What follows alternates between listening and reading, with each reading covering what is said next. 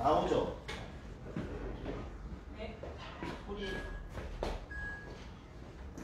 소리 들어가나요? 소리 들어가요?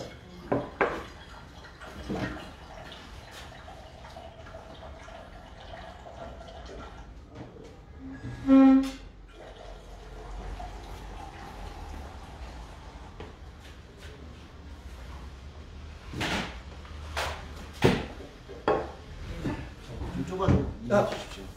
괜찮습니다.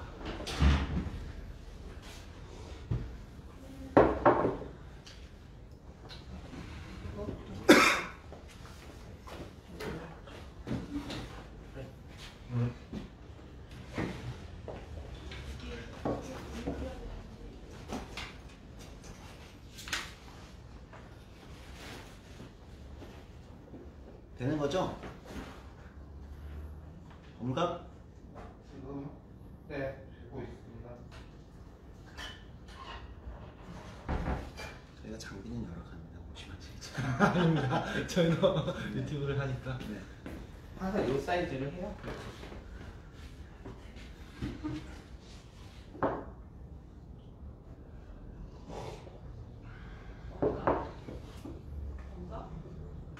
화장실 갔습니다.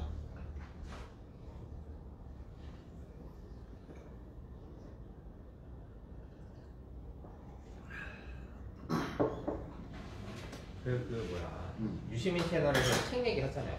네. 그 너무 근데 장난을 안 쳐. 소리 들어갑니다. 큰일 났다 나야 돼. 유 작가님한테 잡혀갔네. 더 나갔으면 네. 기사들을 찾아보시죠. 아 이거잖아요. 이렇게 크면 안 돼. 근데 이거 복사해서 와야 돼. 아 예. 괜찮아요. 아직 적승자가 없었어. 뭐 팩트 입각에서 한 얘긴데. 오 메리킬다.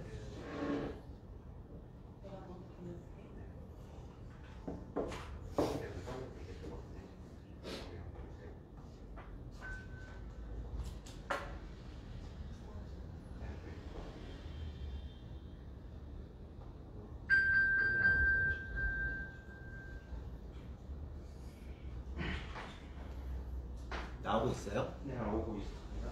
7시 어? 8명 들어왔어요. 아, 맞아. 7시 되면 7시인가? 지금 7시예요. 잠깐만요. 아, 근데 2분만 기다려. 네. 소리 들어가고 있죠. 소리 아빠가 부르는데 나오고 있어.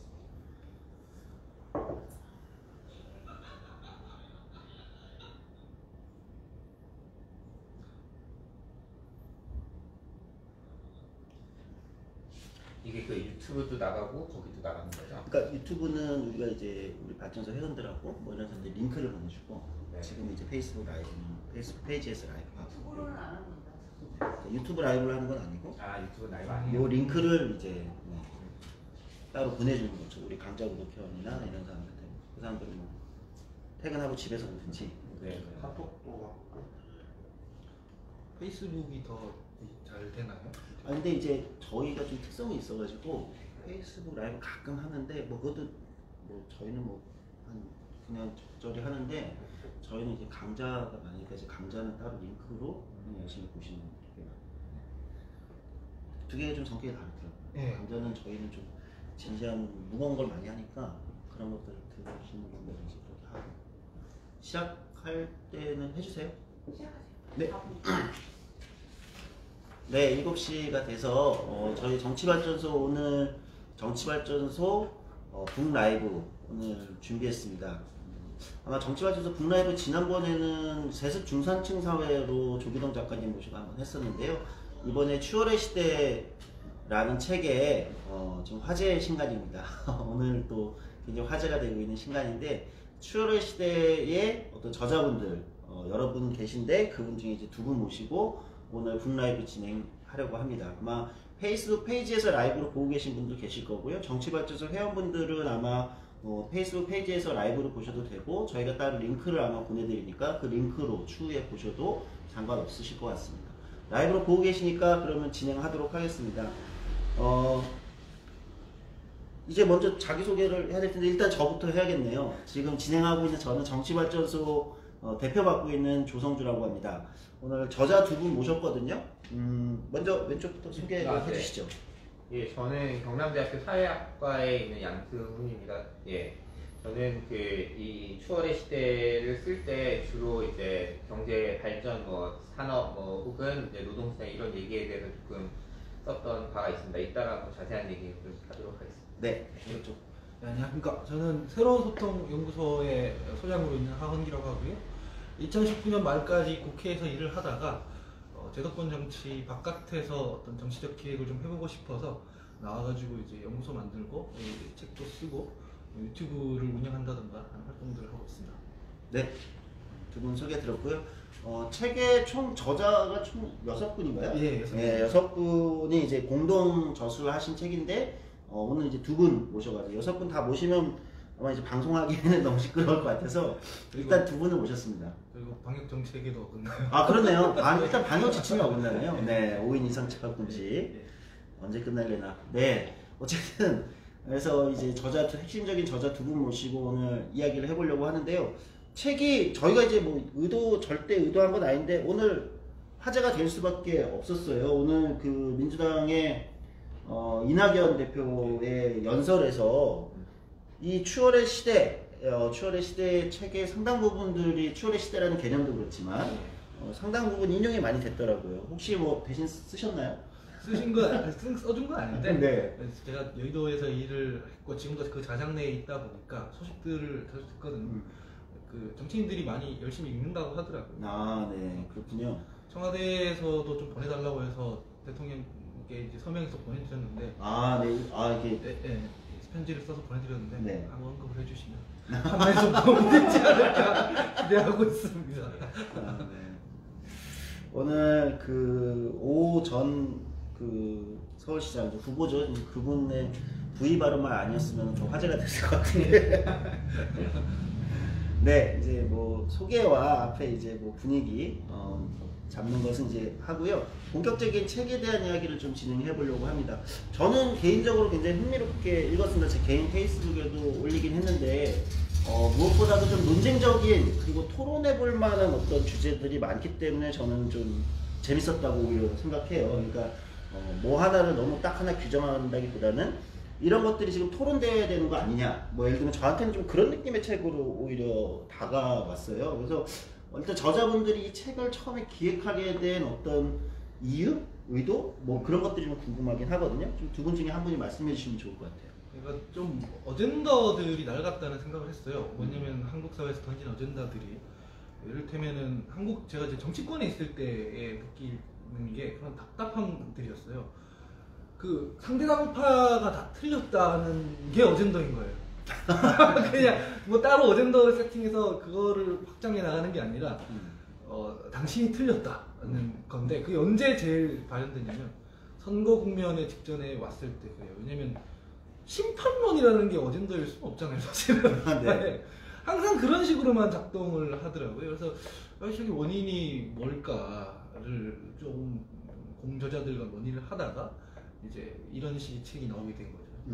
예, 뭐 그래서 그런 것도 있고 이제 이게 논점 관점에서 보면은 사실은 지금 한국 사회 문제가 되게 많이 있죠. 문제도 되게 많이 있고 한데 이제 그 문제들을 진단하는 방식도 굉장히 이제 좀 너무 낡았다 이런 생각을 많이 했어요. 예컨대 지금 한국 사회에서 제일 문제가 되는 건 아마 청년 실업도 있을 거고 뭐 저출생도 있을 거고 뭐 이런 이슈들인데 이런 이슈들이 사실은 나오는 동시에 또 나오는 건 뭐 헬조선이다 이런 말들이 있는데요.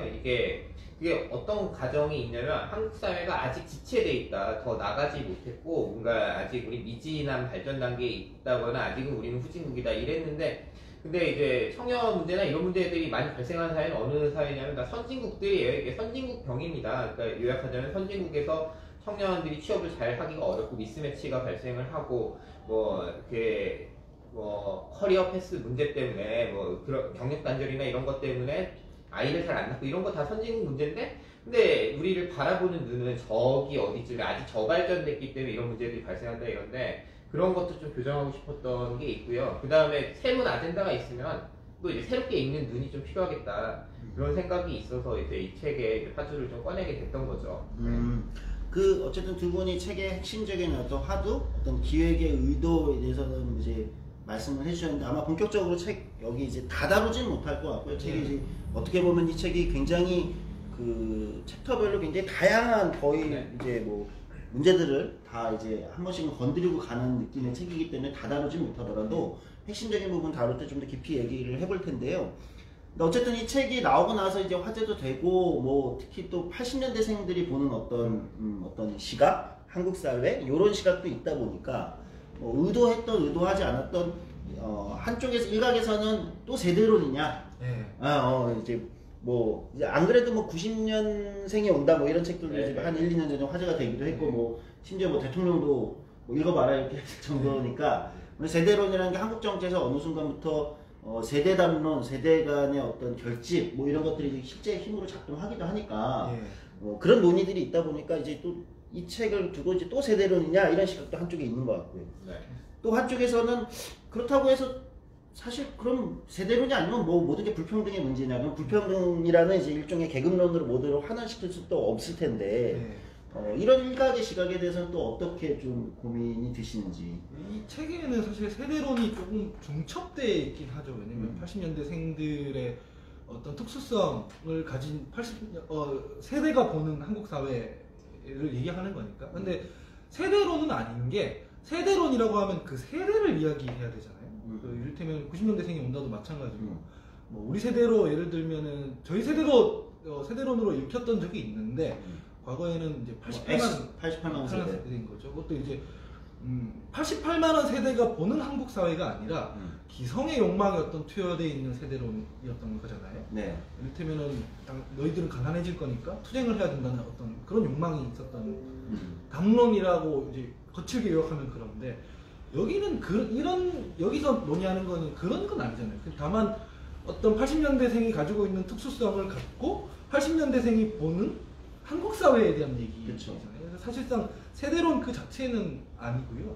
그렇다고 계급론을 얘기하는 것도 아닌 게 왜냐면은 한국 사회의 문제들은 계급론으로 환원해서 얘기하기에는 갈등이 너무 많아요. 맞아요. 이를테면 최근에 가장 이제 이슈가 됐던 이제 갈등 지점은 공정에 대한 건데 좀 거슬러 올라가면 조국 장관 이슈부터 인천국제공항 문제 그리고 의사파업 문제 이게 뭐 자본가 대 노동자 계급 갈등 뭐 이런 건 아니잖아요. 그래서 계급 갈등 그 계급 갈등의 영역에서 불평등을 다루면 풀지 못한 게 너무 많다. 그렇기 때문에 그 두 개 다 아니고 아예 틀을 좀 바꿔 끼워서 한번 한국 사회를 바라보자 이런 식으로 접근했던 거죠. 이게 뭐 그렇다고 저희 불평등 안 다루는 건 아니고 예, 예. 불평등의 계급적인 이슈가 없다는 것도 당연히 아니고요. 이제 그렇다 다루는데 이제 우리가 세대론이 아니라고 할 때는 어떤 게 아니냐 그러면 아까 이제 한 소장님이 잘 말씀을 해주셨지만 이제 기본적으로 세대론은 그런 겁니다. 세대 교체론이에요. 사실은 세대론은 모든 세대론은 특정 세대가 문제거나 혹은 이제 특정 세대가 이제 뭔가 주체가 되어야 한다. 그러니까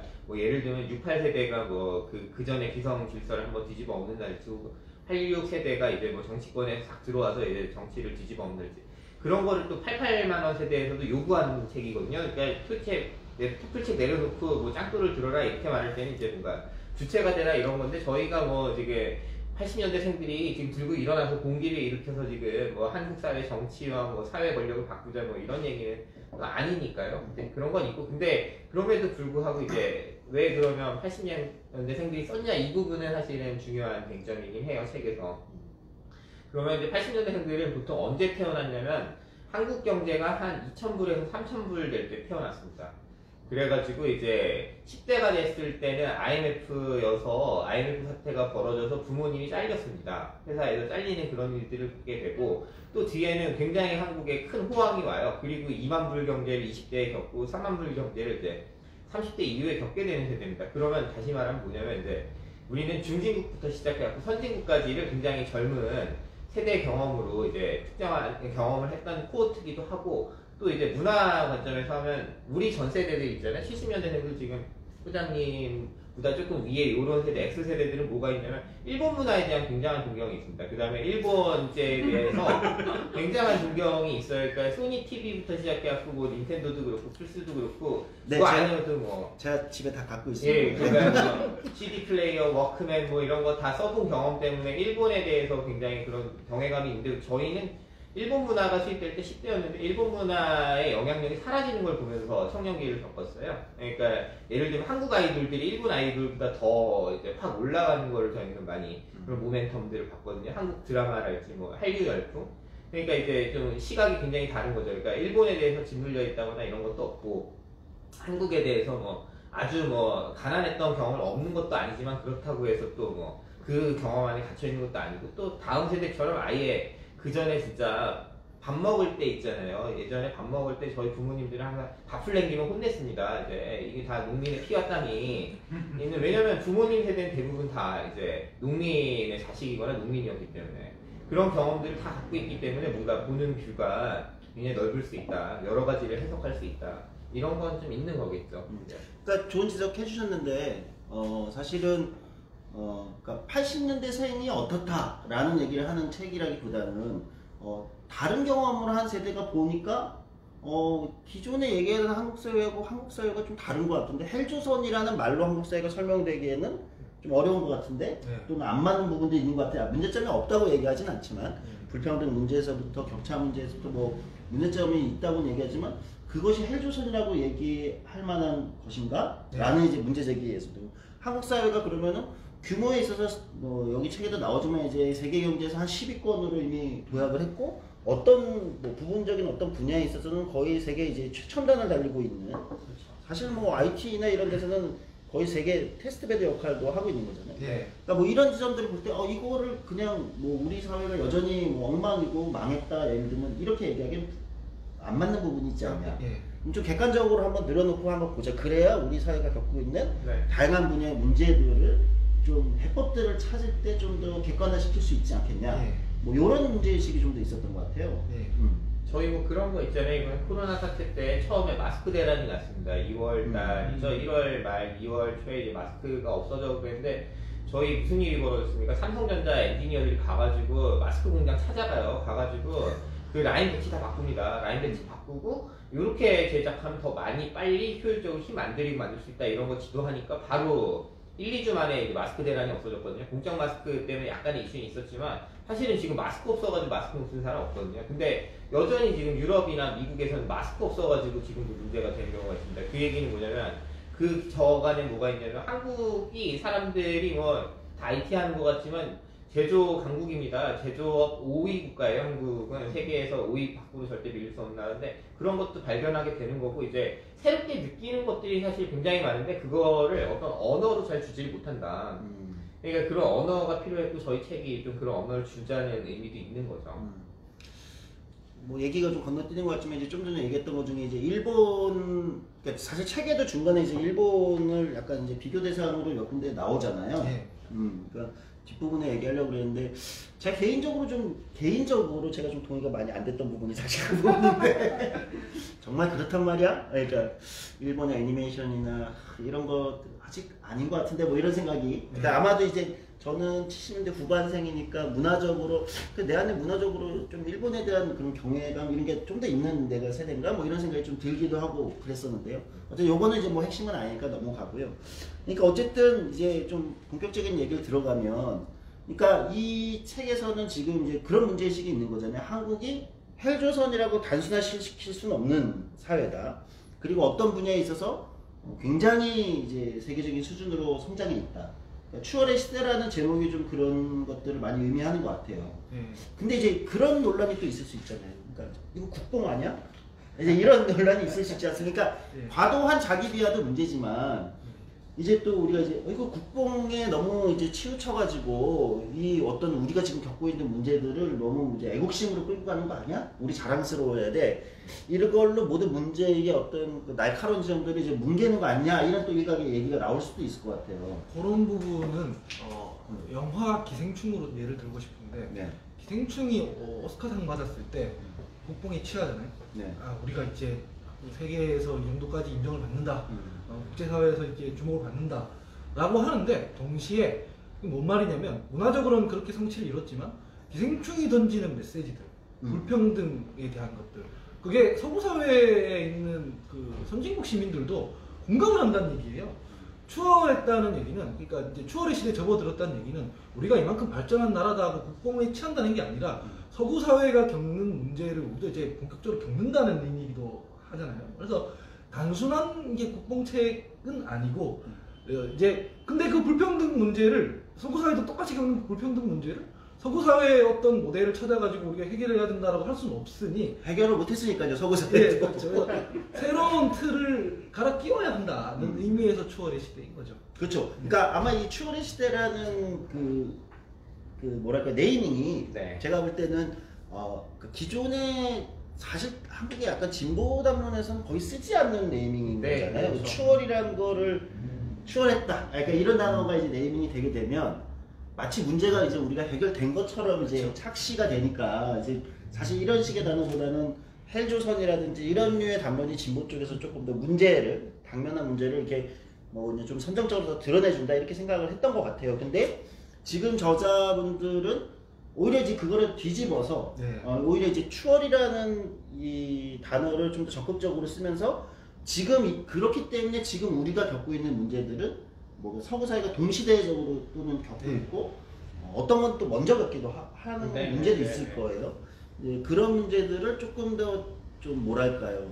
아까도 계속 얘기했지만 좀 더 합리적으로 객관적으로 그래서 문제 해결에 우리 문제점을 제대로 짚어보자. 약간 이런 느낌이 맞는 것 같아요. 그러니까 이제 저희가 이렇게 경제학 하시는 분들이 쓰는 말 중에 뭐가 있냐면 한국의 제조업이나 산업에 대해서 얘기할 때 추격기라는 말을 참 많이 써요. 그러니까 추격하는 우리 경제였다. 캐치업. 캐치업 네. 이코노미죠. 그러니까 캐치업 이코노미 해가지고 뭐 예를 들면 뭐 일본과 독일에서 기술과 장비를 사다가 이제 제조업을 굉장히 육성하는데 이게 계속 쫓아가고 우리는 빨리 만드는 것밖에 재주가 없으니까 뭐 이렇게 따라왔다 이런 말이었고 거기서 항상 했던 게 탈추격의 뭔가가 필요하다. 이제 우리는 더 이상 추격하는 게 아니고 탈추격의 뭔가가 필요하다 이런 담론이 있었고 거기 착안해서 이제 추월이란 말은 그런 아이디어가 하나 있는 거고요.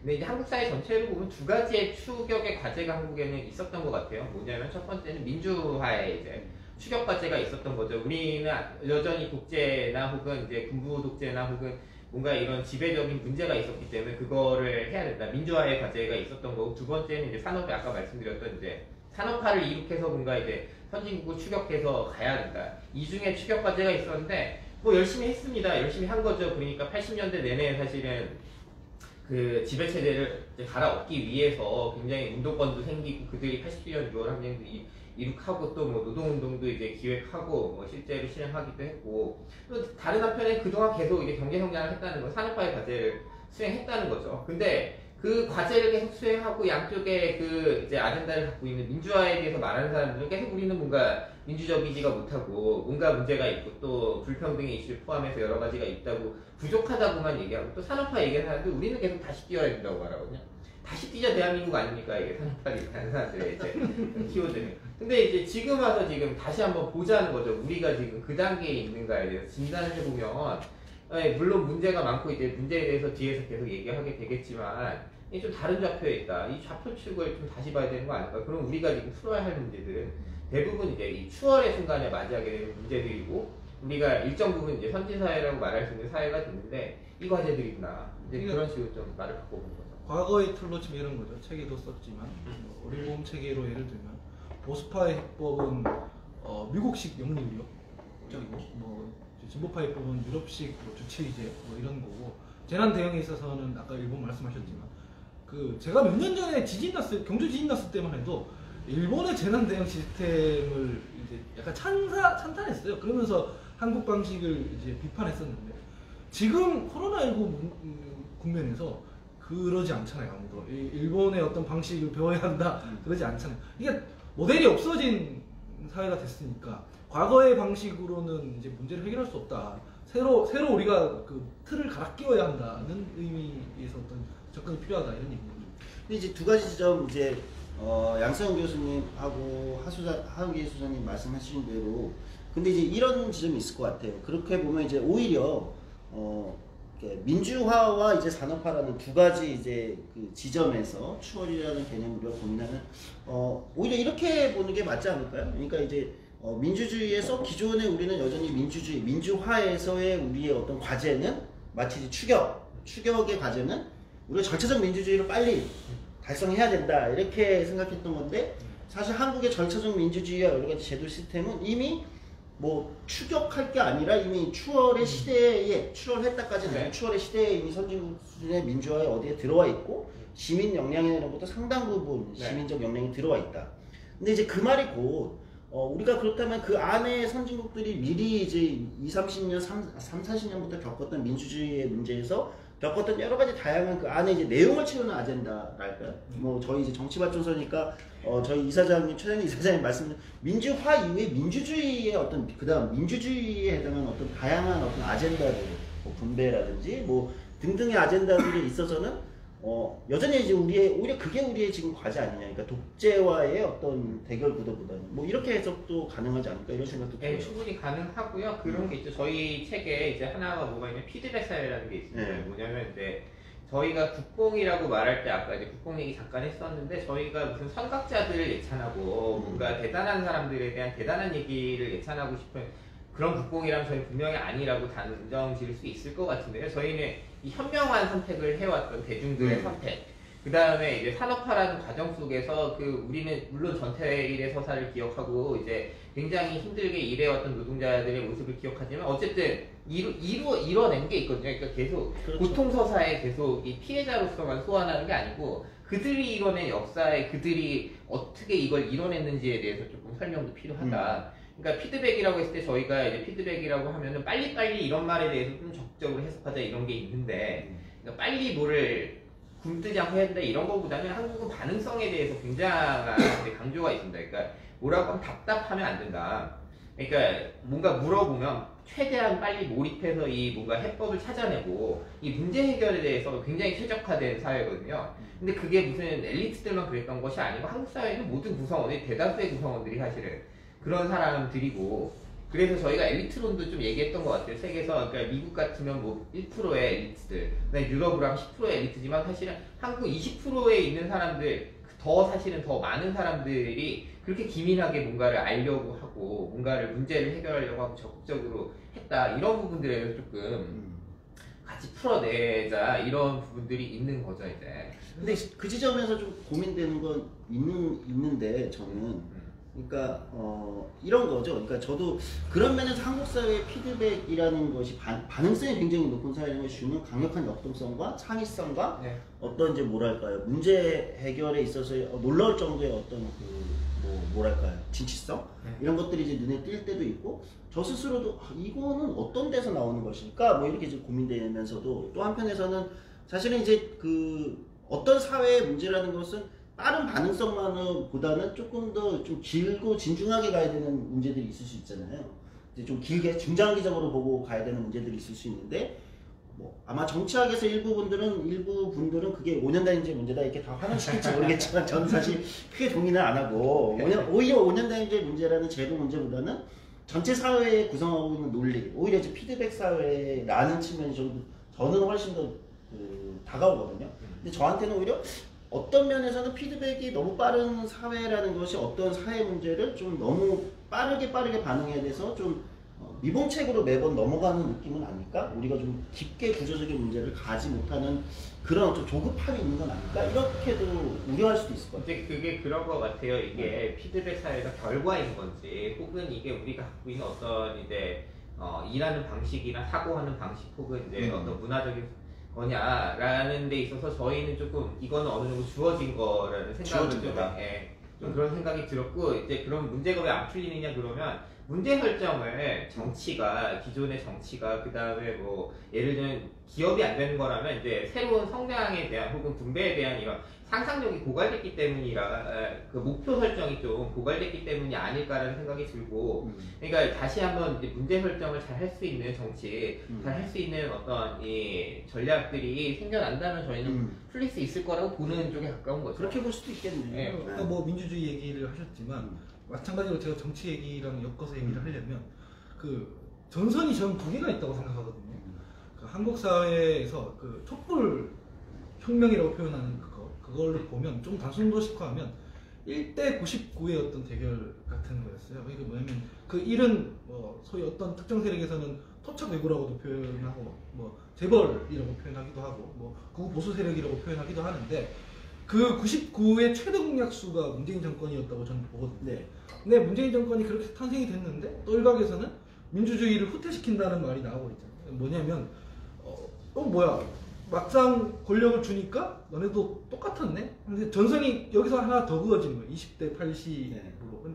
근데 막상 권력을 진 쪽에서 하는 얘기는 뭐냐면 우리가 흩어지면 저 1%들이 다시 뭐 준동한다. 네. 라고 해서 이 80% 전체에 대한 논의를 억누르고 있는 거란 거죠. 이게 뭐냐면은 결국 옛날 틀이잖아요. 그렇죠. 다시 옛날 TV. 다시 옛날 틀로 돌아가는 거죠. 그러니까 좀 지적 게으름이 팽배해 있어서 생기는 문제라고 생각해요. 그 절차적 민주주의는 돼 있는데 그 생활 영역에서의 민주주의로까지 못 나아가고 개별 부문별로 논의가 확정이 안 되는 거는 이런 식의 정치권이 좀 지적으로 게으르게 굽는 문제가 좀 있다고 생각합니다. 그런 측면에서 이제 피드백사의 이제 앞에 책의 이제 전반부 쪽에 뭐 키워드일 것 같은데 피드백사의 의견서 이제 대안으로 책임 있는 포퓰리즘에 이제 좀 주목해야 된다. 이런 말씀을 하셨어요. 그러니까 포퓰리즘은 사실은 뭐 데모크라시하고 약간 이란성 쌍둥이 같은 거잖아요. 사실은 인민이 통치한다라는 원래 데모크라시 민주주의의 원래 원리가 그런 거라면 포퓰리즘은 그거하고는 거의 같은 걸 공유하기 때문에 뭐 쌍둥이지만 제가 이제 이란성 쌍둥이라고 표현한 이유는 그럼에도 불구하고 포퓰리즘이 데모크라시가 되지는 않잖아요.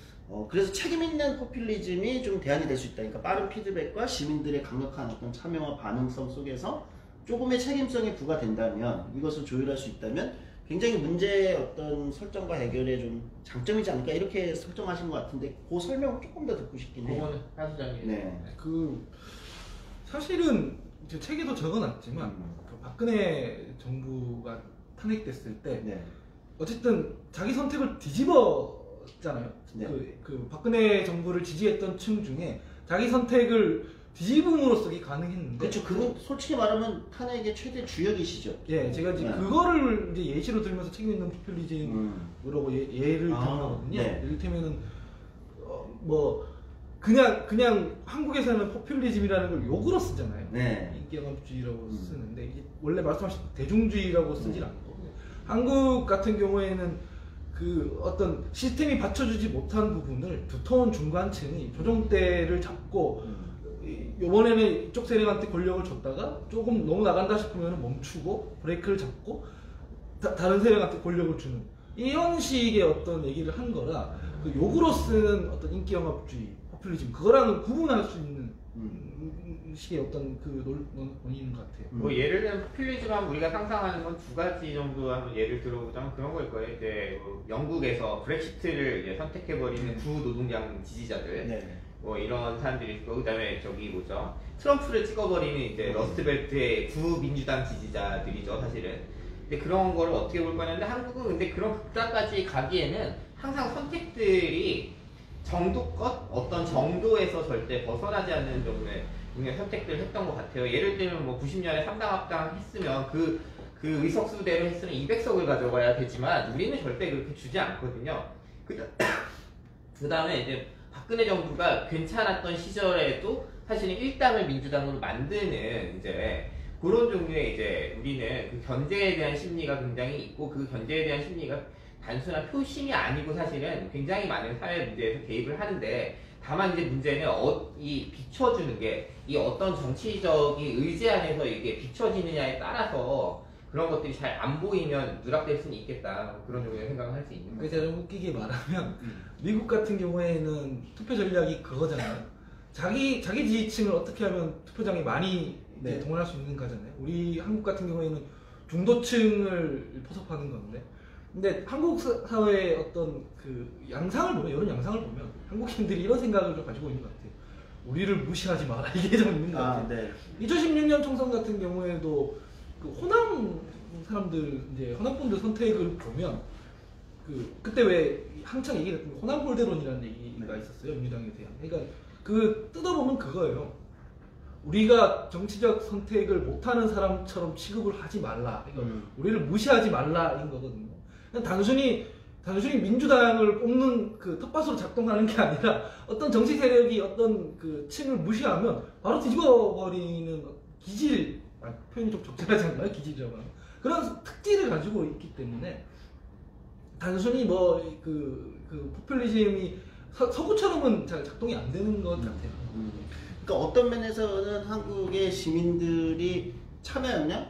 그리고 어쨌든 그런 식의 전략적 판단 이런 쪽에서는 뭐랄까요? 이런 표현이 적절할지 모르지만 굉장히 훈련돼 있는 집단이다. 고도로 훈련돼 있는 집단이다. 뭐 이렇게 이제 표현할 수도 있을 것 같아요. 그 중에서도 이제 오히려 이 책에서 주목하는 건 소위 중도파 또는 중간층, 뭐 사실 이게 꼭 같은 용어라고 쓰지는 않겠지만 중도파와 중간층이 뭐 이념적으로 가운데다 꼭 그렇게 보이지도 않는 거잖아요. 어쨌든 어떤 훨씬 더 큰 어떤 중간의 시민 집단이 훨씬 전략적이고 현명한 판단을 해왔기 때문에 사실 이 양쪽으로 어떤 쪽으로 이제 기울지 않는 균형추를 해왔다 이렇게 보시는 것 같은데, 사실 저는 이제 그런 점도 좀 고민이긴 해요. 그럼에도 불구하고 아까 이제 제가 그 사전에 질문을 전에 던졌을 때랑 비슷한 건데, 한국의 민주주의라는 게 어쨌든 절차적으로 제도적으로 가능성도 뛰어나고 굉장한 시민적 참여를 통해서 이걸 이제 제도 정치에 집어넣는 에너지도 굉장히 강력하고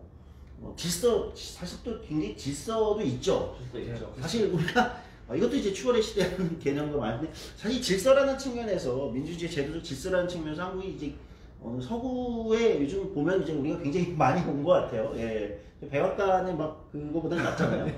그런데 근데 이제 그런 고민은 있는 거예요. 그러니까 포퓰리즘이, 저는 이제 개인적으로 포퓰리즘이 민주주의하고 굉장히 이제 그 이란성 쌍둥이지만, 이란성이라고 얘기하는 이유는 민주주의는 기본적으로 굉장히 이제 다원주의적 그 가치를 이제 내재하는데, 포퓰리즘이 위험한 건 이제 보통 우리의 순수한 우리 시민 집단과 저기의 기득권, 이제 이 구도로 나누는 게 기본적으로 포퓰리즘이잖아요. 그런 측면에서는 제일 위험한 게 이제 다원주의를 억압하는 경우가 이제 그렇게 기제로 작동할 때가 제일 위험한데, 포퓰리즘이라는 것이 때로는 경직된 민주주의를 활성화시키는 장점이 있지만 때로는 이제 다원주의로 내부의 다양성을 억압하는데, 한국이 또 권위주의를 굉장히 강력하게 오랫동안 겪었던 나라이기 때문에 자칫하면 포퓰리즘이 내부의 어떤 다양성이랄까요? 우리가 좀 다원주의가 약하다는 저는 이제 개인적 평가가 있는데, 그렇게 위험하게 좀 흘러갈 위험성이 좀 없어요. 저도 이제 동의를 하는 게 순수한 우리 대 기득권, 이 구도가 가져오는 다원주의 억압이라는 거는 있을 수 있죠, 한국 사회에서. 근데 이제 문제의식을 대하는데, 저희가 이제 한국 사회에서 필요한 전략 중에 하나가, 저희가 다룬 것 중에 한국 사회의 단점이라고 생각했던 걸 좀 뒤집어보자는. 그렇죠. 그래서 뭐 선망국이나 이런 것들도 그런 사례인데, 이 포퓰리즘이 말하자면 부침개 뒤집듯이 한번 그거를 장점을, 그러니까 단점이라고 생각했던 장점이라고 생각해서 뒤집어보자고 해서 세밀한 논의를 하기 좀 어려웠던 측면이 있어요. 그래서 뭐냐면 이런 건데, 다원주의를 지키기 위해서 이제 각종 소수자 운동을 전개해 나가는 것도 물론 중요하지만, 이 우리라는 그 울타리를 재규정하는 것도 중요하고, 기득권을 좀 더 정밀하게 정의하는 것도 중요하다고 생각했기 때문에, 이제 결국 포퓰리즘 운동이라는 거는 이제 기득권 대 이제 대중, 이렇게 전선을 긋는 거잖아요. 그래서 가짜 기득권을 설정하는 기득권들한테 어떤 놀아나는 게 제일 위험하다고 생각했어요. 그래서 그 좀 개념적으로 해보자면, 저 정치학을 공부를 했으니까.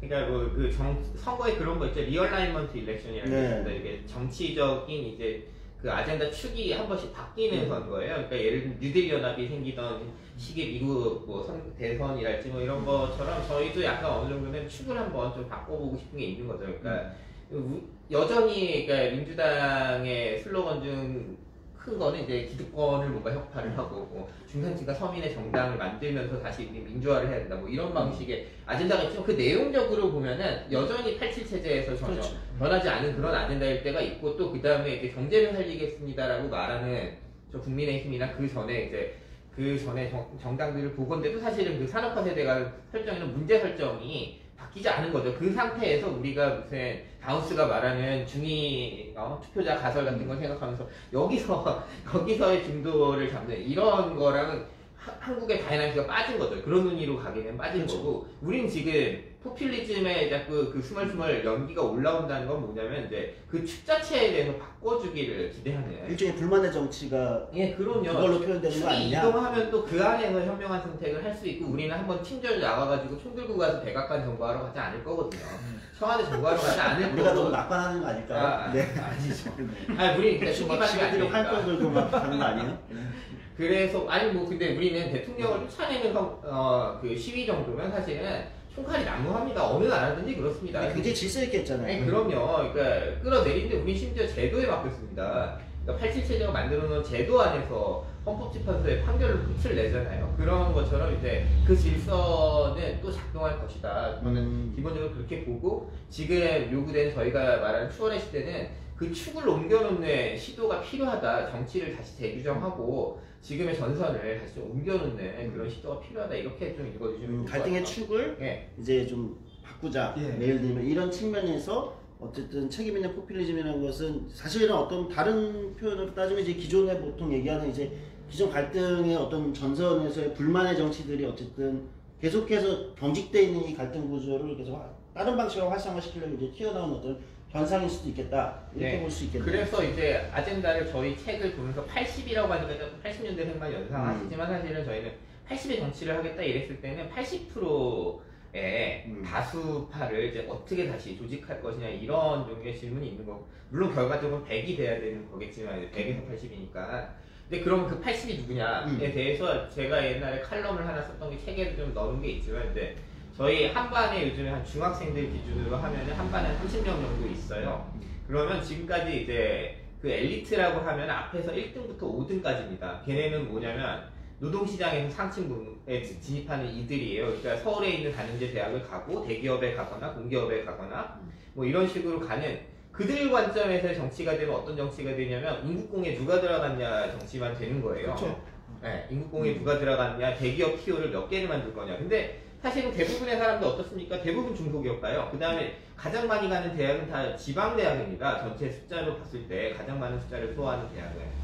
근데 그들은 아젠다로 잘 등장하지 않아요. 그들의 의제는 잘 등장하지 않고, 그들은 어떤 방식으로 묘사되냐면 산재가 벌어졌을 때 피해자 같은 형식으로만 드러나는 거예요. 그들이 어떤 걸 원한다에 대한 건 없고 항상 피해자로만 소환되는데, 그들을 어떻게 조직할지에 대한 얘기는 없는 거죠, 사실은. 그 안에서는. 그 최근에 그 유튜브에 이과장이라는 채널이 있거든요. 중소기업 다니시다가 중소기업의 문제를 이제 얘기하는데 굉장히 많은 사람들이 공감을 해줘서 퇴사하고 유튜브를 하는데 드라마를 하나 만들었어요. 중소기업을 무대로 하는 드라마를 만들었는데 유튜브 내에서 되게 인기가 많거든요. 그래서 제가 그 관련해서 시사인의 칼럼을 보냈는데 이런 거예요. 그 몇 년 전에는 미생이 되게 그렇죠. 유행이었잖아요. 미생의 담론은 뭐냐면, 그게 그냥 히트한 드라마에서 끝나는 게 아니라 사회적 의제까지 번지고 심지어 장그래법이라고 해서 법안까지 만들어지고 그랬었는데, 무대가 대기업이에요. 대기업에 있는 기존 체제, 질서, 이를테면은 뭐 학벌이라든가 뭐 정규직 비정규직의 문제, 뭐 공채와 경력직, 뭐 여성 직원 남성 직원의 차별 문제, 이런 체제 내에 속해 있는 거대한 부조리가 있는 거예요. 장그래라는 아무런 스펙이 없는 인턴 이제 청년이 들어가서 그 체제랑 부딪히는 그 갈등 지점들이 드라마가 되는 거잖아요. 그래서 이제 그게 담론까지 되고 하는데, 요 중소기업을 무대로 한 드라마를 보면 그게 체제가 없어요. 질서가 아예 없더라고요. 그렇죠. 그게 뭐 무슨 뭐 학벌로 차별한다거나 이런 게 있는 게 아니라, 들어가면 그냥 중소기업 사장이 기분에 맞춰가지고 노래 한 곡 해봐라 해가지고 노래를 부르면 뭐 우리는 거래처랑 만날 때는 이런 기술이 필요하다, 너 노래 잘 부른다 하고 채용해버리고, PPT 하나 만들어 보라고 하는데 그냥 대학생 조별 과제 수준만도 못한 PPT를 만드는데 뭐 거기서 바로 기분 따라 승진시켜버리고 연봉 정해버리고. 이게 뭐냐면 그 밑에 댓글창에 보면 중소기업 출신인 분들이 엄청 공감하는 댓글을 많이 달아요. 이게 미생이 드라마라면 이건 다큐멘터리다. 근데 이게 담론에서는 안 다뤄져요. 네. 아예 얘기를 하질 않아요. 뭐 그렇다고 해서 이제 한국의 중소기업이 다 이상하냐 그런 다 이상한 건 건 아니죠. 아니에요. 그러니까 우리 흔히 말하는 강소기업이라고 말할 수 있는 중소기업도 되게 많고 또 그 다음에 우리 원하청 구조에서 하청에 있으면 다 굉장히 이상한 회사고 되게 문제가 있는 회사 그건 아닌데 그런 얘기 하는 거 아니에요. 글로벌한 가청기업도 네, 엄청 많아요. 글로벌한 엄청 많죠. 다만 그 숫자가 제일 많음에도 불구하고 아예 논의에서 벗어나 있다는 걸 좀 주목할 필요가 네. 있다는 그러니까 말씀하신 대로 저도 공감이 가는데 사실은 그런 식의 실제의 어떤 다수 또는 여기서 말하는 중간이라고 얘기할 수도 있고 또는 뭐 80이라고 얘기할 수 있는 여기에 진짜 어떤 이 삶과 어떤 현재의 문제들의 담론이 없으면 사실 해결책이 위에 20에서의 해결책이 나오는데 이 80에는 전혀 맞지 않는 해결책들이 나오게 되는 네. 거잖아요. 예, 이제 뭐 우리 그 다음에 또 질문에서 다루겠지만 그런 문제들이 발생하기 때문에 이제 조금 더 우리가 주목해야 되는 그 문제 설정을 좀 다른 시각에서 보자 이렇게 할 수 있을 것 같아요. 네. 그러니까 그러면 이제 자연스럽게 지금 말씀하신 대로 이야기 이제 뭐 본격적으로 이제 중소기업이라든지 이런 이제 얘기로 넘어가면 이제 3만국이라는 개념을 뭐 얘기 짚고 안 짚고 넘어갈 수 없을 것 같아요. 저는 개인적으로 이 책에서 가장 인상적인 그러니까 추월이라는 단어 뭐 당연히 제목이니까 그렇지만 3만국이라는 어떤 그 단어가 저는 사실 이 책에서 처음 접했거든요. 아, 그래요? 예전에 뭐 조한희정 교수님이 쓰셨다고는 하는데 저는 사실 그때는 못 봤고 선망국 저는 오히려 진짜 여기서 쓰는 선망국처럼 그럴 수 있겠다. 훨씬 더 좀 뭐랄까요? 좀 와닿았어요. 선망국이라는 문제의식을 이야기를 풀어내는 바로 그 지점들이 그러니까 어떻게 보면은 그 우리가 아까 이제 그 이야기 초기에 얘기했지만 우리 선진국 어떤 면에서는 이미 선진국과 동일한 문제들을 겪고 있는 뭐 고령화라든지 아니면 뭐 자산 문제라든지 불평등이라든지 비슷한 문제를 겪고 있고 또 어떤 면에서는 아직 이제 우리가 해결하지 못한 난제들이 여전히 이제 끌고 가고 있는 이런 상황은 선망국이라는 어떤 단어가 좀 잘 설명해 주는 거 아닌가 이런 생각이 들기도 했어요. 네. 그러니까 뭐 한국뿐만 아니라 사실 전 세계가 어떤 변화의 경랑에 휩싸여 있는데 이를테면 4차 산업혁명 같은 경우는 그 뭐 로봇한테 일자리가 다 뺏길 것이다 뭐 이러고 있는 거잖아요. 우리 이미 로봇이 우리는 이미 그렇게 됐잖아요. 한국은 이제 전 세계 1위 자동화 도입 국가죠. 로봇 도입도 세계 1위고 자동화율도 세계 1위입니다. 그래서 한국 그런 게 있어요. 노동을 얼마나 기계가 대체하느냐에 대해서 여러 가지 지표가 있어요. 근데 한국은 그 한 개 대체가 있겠죠. 그러니까 하나 추가로 할 때마다 대체율이 제일 낮아요. 왜냐면 이미 너무나 많이 깔려 있어가지고 이미 다 기계가 대체했기 때문에 지금부터 만드는 일자리는 오히려 노동자를 더 많이 고용할 수도 있는 역설도 빠지게 되는 거죠. 이런 게 되게 전형적인 선망국의 예시죠. 네. 그래서 선망국이기 때문에 우리는 코로나 얘기를 또 안 할 수가 없는데 가짜뉴스에 잘 안 속아요 사람들이. 다 정신 차리고 살면서 저건 거짓말이다 이러면서 전문가가 되잖아요 다. 근데 서구 사회를 보면 이런 말 하면 좀 그럴지 모르겠지만 별 생각이 없어 보여요. 뭐 엄청난 음모론들이 막 퍼지잖아요. 프랑스. 근데 프랑스도 그렇고. 근데 지구 지구 평평설이 아니고 하여튼 프랑스 음모론. 네. 예. 근데 이제 한국에는 오히려 그 어떤 역동성을 가지고 지금 선진국이 진입했기 때문에 그럼에도 선진국이 진입했음에도 불구하고 한국인들이 그렇게 이제 퍼져 있지 않아요. 무슨 말씀이냐면 그렇기 때문에 오히려 조금 전 세계가 변화의 경랑에 휩싸이고 있는데 이 선망국을 먼저 체험했기 때문에 여기서 적어놨듯이 좀 낙관적으로 이제 전망하는 거죠. 우리 한 10년 전에 한국에서 되게 유행하던 그 담론 중에 진보 진영에서 많이 하던 말 중에 자기 개발 이런 게 있었습니다. 너무 자기 개발에 지금 스펙을 쌓고 한국적 표현으로는 스펙 쌓기에 너무나 지금 모든 이제 청년들이 다 몰입해 있는데 일자리는 없어. 뭐 이런 얘기를 했잖아요. 근데 요즘에 나오는 미국이나 구미에서 다루는 거 뭡니까? 능력주의잖아요. 사실은 우리 그 논의를 10년 전에 이미 시작을 했고 사실 그 전에도 한국은 굉장히 능력주의에 대한 강조가 되는 사회거든요. 또 우리는 학벌이나 입시제도 때문에 그게 더 강하기도 하죠.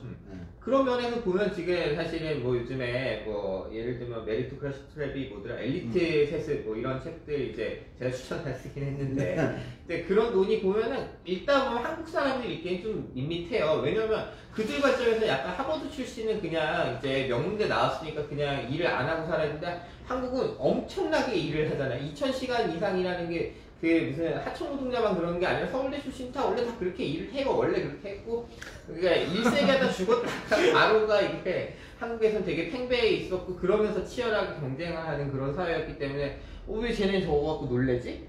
그렇기 때문에 우리가 오히려 더 먼저 이런 문제에 대해서 어떻게 이제 극복할 수 있고 어떤 대안을 만들 수 있을지에 대해서 서구에 우리가 오히려 새로운 방향의 해답을 줄 수도 있다는 거죠. 그리고 또 역설적으로 우리는 그렇게 치열하게 살다가 지금 노동시간 이제 2000시간 깨졌거든요. 우리 점점 또 이제 어떤 다른 균형으로 가고 있다는 거죠. 그러면 우리가 오히려 제시할 수 있는 거죠, 이제. 그러니까 그런 생각을 해봤어요. 그러니까 저도 이제 이 책을 보면서 이게 물론 이제 반론이 나올 수 있다고 생각해요. 반론이 나올 수 있지만 어쨌든 우리는 여러 가지 상상을 해볼 수 있으니까 이제 자동화에 대한 거는 진짜 뭐 아니 이렇게 자동화가 미리 많이 돼 있어서 다른 나라들에서는 지금 이제 자동화가 막 진행되면서 이제 일본이 자동화 진행되면 일자리 얼마나 많이 없어지겠어요. 일본은 그럼요. 또 유난스럽게 네. 자동화에 아마 가장 안 하는 나라이기도 한 거잖아요. 네. 얼마나 많이 없어지는데 우리는 이미 많이 없어진 상황에서 그럼 이제 우린 만드는 것만 남았나 일자리를 이런 생각이 하나가 들고 또 하나는 노동 시간도 아니 우리 이렇게 너무 많이 일해가지고 사람들 지쳐 쓰러지고 피로한 사회인데 그럼 이제부터 이제 노동 시간 줄일 것만 남았네 뭐 이렇게 거꾸로 생각을 해볼 수도 있는 거죠. 왜냐면 그 노동 시간 줄이는 것만큼이 또는 일자리기도 하고 또는 뭐 여러 가지가 될 수도 있는 거니까. 네. 그러니까 오히려 그런 식으로 문제 설정을 하면 대법을 좀 다른 식으로 접근할 수도 있지 않겠는가. 우리는 아직 주 40시간이잖아요. 어차피 네. 기준이. 근데 딴 나라들은 이미 35시간을 한 지가 오래됐잖아요. 네. 우리가 35시간 할 때는 우리한테는 조금 더 다른 어떤 뭐랄까 에너지들을 거기서 낼 수 있지 않을까? 예, 사회 마크롱은 오히려 35에서 40으로 올린다고 하고 뭐 이랬었죠. 네. 그러니까 그런 측면에서 저는 선망국이란 개념이 좀 문제를 다른 시각에서 좀 봐주게 하는 그리고 좀 상상력을 좀 확장시켜주는 그런 측면에서 저는 굉장히 좀 인상 깊었던 것 같아요. 네. 어쨌든 그러면 이제 이런 부분들은 책에서도 나오지만 이제 산업이나 경제 구조 이런 등등에서 우리가 이제 성취한 건 무엇이고 여전히 이제 좀 그럼에도 좀 부족한 부분은 무엇인가. 그리고 아까 이제 우리 잠깐 이제 넘어오면서 얘기했지만은 이제 중소기업들의 문제 이런 것들은 지금 한국은 좀 사실 좀 문제가 많은 거잖아요. 그럼 뭐 노동의 측면으로 봐도 그렇고 이런 측면들을 한번 다뤄봤으면 좋을 것 같아요. 그러니까 우리가 이제 이미 어떤 면에서 굉장한 성취가 있고 그렇게 볼 수밖에 없는 거잖아요. 네, 그렇죠. 근데 이제 저는 뭐 그 문제는 되게 치명적이라고 생각하는 부분이 있어요. 이게 노동시장의 양극화 같은 부분은 한국이 지금까지 제기는 이제 한 10년 좀 넘게 했지만 사실은 전혀 손을 못 대고 있다. 그렇죠. 그런 문제는 저희가 풀어야 된다고 생각하는 새로운 과제는 아니지만 어쨌든 풀어야 되는 이제 과제로 점점 대두되는 게 있고 그 문제가 바로 또 저출생이나 청년 실업의 문제하고 직결이 됩니다. 그러니까 예를 들면 이제 청년들의 일자리의 이제 문제에서 뭐 미스매치 이런 것도 있지만 왜 미스매치가 발생을 합니까? 중소기업 가면 최저임금 상황에서 계속 유지가 되면서 임금이 최저임금 올라가는 이상은 사실 임금이 안 올라가는 문제이기 때문에 저기 가면 다 무슨 지읒소 기업 이렇게 부르는 거 아닙니까 이제? 네, 거기다가 기업 복지도 없잖아요. 네, 기업 복지 약하죠. 네, 중소기업이. 그렇죠. 네. 근데 이제 그 성체 안에 우리 노동시장 안에 1차 노동시장 안에 혹은 이제 내부자라고 말할 수 있는 사람들의 복지는 여전히 변함이 없으니 당연히 그 예전보다 더 고학력이 됐잖아요. 그러니까 당연히 그런 노동 환경에서 일하고 싶은 건 당연하기 때문에 공무원이나 공기업이나 이제 대기업에 가고 싶어 하는 건 분명한데 그 문제에 대해서 사실은 풀지 못했고 근데 저는 그 풀지 못한 건 사실은 민주화 세력의 한계에 있었던 거죠. 왜냐면 그렇죠. 그 운동 자체를 이제 대기업 위주로 노동운동을 조직을 했고 민주화 아젠다 안에서 본인들은 그 학생운동을 주도했던 80년대 학번들은 대부분 다 이제 10% 안에 있는 사람들이었기 때문에 그 문제 바깥이 잘 보이지 않았던 부분들이 있고 그런 문제 좀 풀어야 되는 지금 의제가 있는 거죠. 네. 그렇죠. 그러니까 그렇게 보면, 그러니까 어떤 그 몇 가지 분야에서 우리가 굉장히 이 추월의 시대에 들어왔다 이렇게 할 수도 있지만 저는 노동시장 이중구조 문제라든지 기업 뭐 사실 노동시장 이중구조 문제가 사실 기업 간 격차 문제이기도 한 거니까요. 네.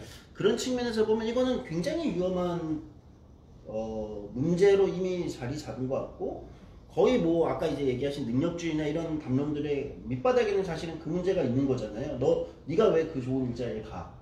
뭐 네가 그 능력으로 이 일자리에 들어올 능력이 되는 거야? 예. 검증해봐. 여기서 그 다음에 얘기하는 이제 공채제도 문제까지도 연결이 되겠지만 하나만 얘기해볼게요. 그러니까 네. 노동시장의 문제에서 지금 그 정책학하는 분들이 하는 말 중에 뭐가 있냐면 기회창 이런 개념이 있어요. 그러니까 지금 뭔가 이게 급변하기 때문에 뭔가 뭘 해도 다 될 수 있는 상황이라는 말이거든요.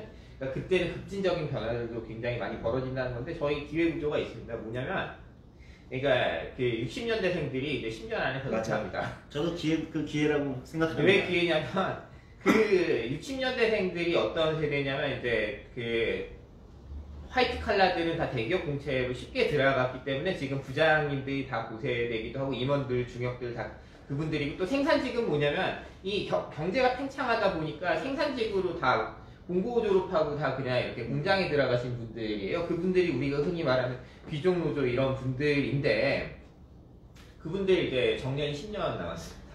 10년 남았는데 문제는 뭐냐면 기회구조면서 또 기회라는 말에 위기란 말에 기회하고 위험이 다 있는 거니까 이제 왜 뭐가 있냐면 이제 그들이 이제 퇴직을 예를 들면 현대자동차 울산 공장에서 매년 2,000에서 3,000명 정도 퇴직하거든요. 그렇게 해서 10년 지나면 다 빠지는 거예요.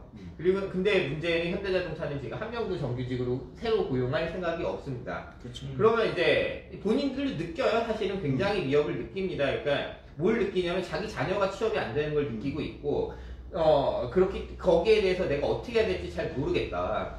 그러니까 지금 선택은 뭐냐면 이러니까 그냥 나 퇴직할 때까지 일단 나 다 받아야겠다. 버틴다 이런 거예요. 아니면 정년 연장을 할 수 있죠. 정년 연장을 요구하는데 그건 안 받아주겠죠. 이제 뭐 그런 상황이 오는데 그러면 이제 우리가 해볼 여지가 있는 거고 광주형 일자리는 사실 잘 안 됐죠. 이게 뭐 이제 아직 기존의 그 노동운동 흐름이 받아주지 못한 부분이 있기 때문에 안 됐지만 이것도 퇴직하시면은 다시 한번 논의해볼 수 있는 거 아니에요? 네. 근데 이제 그냥 이 상태를 흘려버리고 나면 안 좋은 방향일 수 있겠죠. 그러니까 예를 들면 한국에서 제조업체들은 다 어떤 방향으로 지금 산업구조를 만들고 싶냐면 고졸 이하 그 생산직 일자리는 안 만들고 다 하청으로 그냥 인력이 진짜 필요하면 하청으로만 돌리고 대부분 대졸 이상 엔지니어의 힘을 빌어가지고 이제 뭔가를 하겠다는 생각인데 여기서는 뭔가 협약의 여지가 있는 거죠. 그러면 이제 어떤 방식으로 이 정규직을 뽑을 거냐 그리고 이들의 임금 구조를 어떻게 할 거냐. 사실은 정규직을 안 뽑는 가장 큰 이유는 연공급이죠. 연공급 때문에 계속 이들의 뭐 급여를 주는 체제 세 가지가 있습니다. 그러니까 연공급이 있고 직능급이 있고 직무급이 있는데 이제 그 중에 연공급만 채택하고 연차가 쌓일수록 이것만 하니 부담이 엄청나게 되고 1억에서 1억 2천 정도가 지금 대기업 생산직 노동자들 한 20에서 30년 차들 임금이란 말이에요. 물론 거기 성과급이나 이런 게 많이 있지만 그럼 그 부분에 대해서 조정해야 된다는 지금 분명한 게 이제 다 알거든요. 근데 이 문제를 첨예하게 못 던져요. 한국에 있는 지금 기성 정치 세력이 그냥 할 수 있는 게 제일 만만한 게 국가가 할 수 있는 게 뭡니까? 공무원들 팔 비트는 거죠. 그러니까 공공부문을 비틀다 보면 자동으로 되겠는가? 근데 그 이상의 논의가 필요하고 그 아젠다 이제 끌어가야 된다. 저희는 그런 방향으로 이제 논의를 좀 끌고 가고 싶은 거죠. 그런 측면에서 이철승 교수 뭐 책에도 언급한 이제 불평등의 세대 이제 전작이 됐죠. 최근에 뭐 신작이 나왔으니까 전작의 불평등의 세대에서는 이제 뭐 비슷하게 임금 체계 문제도 얘기하고 뭐 저희가 지난번에 북라이브 했던 이제 조기동 작가의 세습 중산층 사회에서도 사실 노동시장 이중 구조의 현재 문제에서는 임금 체계 물론 임금 체계만 있는 건 아니겠죠. 뭐 이제 유연화되어 있는 비정규직 문제라든지 뭐 다 있겠지만 임금 체계 문제는 다른 건 너무 많이 얘기하잖아요. 비정규직이 뭐가 문제고 뭐가 문제인데 이제 사실 거기에 같이 또아리 틀고 있는 한국 전체 산업 구조로 봤을 때 문제인지 임금 체계 문제는 솔직히 말하면 진보도 노동운동도 모두 회피했던 이슈죠. 안 건드렸죠. 그쵸. 건드리는 순간 이제 너 진보 아니야, 너 자본의 편이야 이제 이렇게 되니까 네, 안 건드려 왔던 건데 사실 다들 그런 비슷한 문제식들을 던지는 거잖아요. 다만 이제 누가 고양이 목에 방울을 달 것인가 이건데 저는 개인적으로 너무 이게 욕먹을 수도 있는데 그러면 아까 이제 60년대생들이 대거 퇴직하면서 직무급이라는 임금 체계를 가면서 지금 있는 사람들한테 어차피 적응 못할 거 아니에요. 왜냐면 결사반대 할 거 아닙니까? 그거 그쵸. 외에는 가진 게 없는데 왜 그렇다고 무슨 뭐 나가서 사회복지가 우리가 뭐 일정 정도 수준까지 올라올 때까지는 아직 멀었고 시간이 걸리고 청년세 때부터 직무급으로 가야 되는 거 아닐까요? 근데 이때 직무급 논의에서 중요한 게 하나가 있는데요. 정치가 개입하지 않는 직무급 논의도 뭐 필요 없고 다 이 하청화를 시키거나 그냥 열화시키는 방향으로 그러니까 유연화도 여러 가지가 있지만 그 중에 그냥 고용 문제, 그러니까 쉽게 해고할 수 있는 유연화가 강화되는 방향으로 갈 거기 때문에 정치가 개입해야 되는데 그렇기 위해서는 오히려 더 적극적으로 사실은 뭐 유연 안전성이라는 뭐 10몇 년 전에 그 담론이 아니더라도 하여튼 개입해야 되는 여지가 있는데 지금 정치는 못 하고 있기 때문에 네. 이제 의제화를 저희가 시켜야 된다라는 뭐 측면이 있는 거죠. 네. 그럴 수 있겠네요. 그러니까 사실 그런 부분에서 저는 이 책에서 이제 중간에 이제 86세대 그 전쟁, 예를 들면 이 부분에서 약간 이제 아예 책임이 없느냐 86세대가 예를 들면 그러니까 기득권으로서 그러니까 지금의 영공급과 그러니까 다른 부분은 저는 뭐 정치나 이런 데서는 뭐 이 책에서 지적했듯이 그들이 이제 정치권의 이제 주역으로 막 성장은 이제 된 거고 네, 그렇죠. 오래 정치를 한 것 같지만 사실 지금 얼마 안 됐죠. 네. 얼마 안 됐고 생각보다 오래 했을 뿐이지 지금 이제 된 거고 뭐 이런 것들은 뭐 토론이나 논쟁을 해볼 수 있겠지만은 뭐 일정 정도는 수긍이 가는데 사실은 경제 구조, 연봉 구조나 뭐 이런 것들을 바꿔야 되는 어떤 타이밍이나 바꿔야 되는 좀 중장기적으로 했어야 되는 것들을 하지 않은 측면에서는 일정 정도 책임을 느껴야 되는 거 아닌가 이런 생각이 들기도 해요. 이게 뭐 당연히 책임이 있다고 생각을 하는데 책임을 이제 그냥 확 이제 당신들이 책임이 떠나서 이런 방식으로 좀 안 하려고 하는 근데 거고요. 뭐냐면 그렇죠. 네. 책임이 당연히 있다고 생각을 하는데 네. 이제 그 86세대라는 어떤 이름으로 묶는 데는 좀 한계가 있다는 얘기죠. 일단 민주화 운동을 했던 그 86세대와 노동운동을 했던 구성원들이 상당 부분 겹치거나 상호 교류를 많이 하거나 이래서 민주화 운동의 어떤 성과 혹은 부산물과 노동운동의 성과와 부산물이 같은 거라고 여기는 측면이 있어요. 그들의 네. 시각에서 봤을 때. 근데 두 집단이 하나로 완전히 포개질 수 있느냐? 하나냐? 하면 그래서 그게 어려운 문제. 그렇게 보기엔 어려운 게 대졸 86세대랑 동년배 고졸 중에서 원청 정규직인 사람이랑 동지를 하진 않거든요.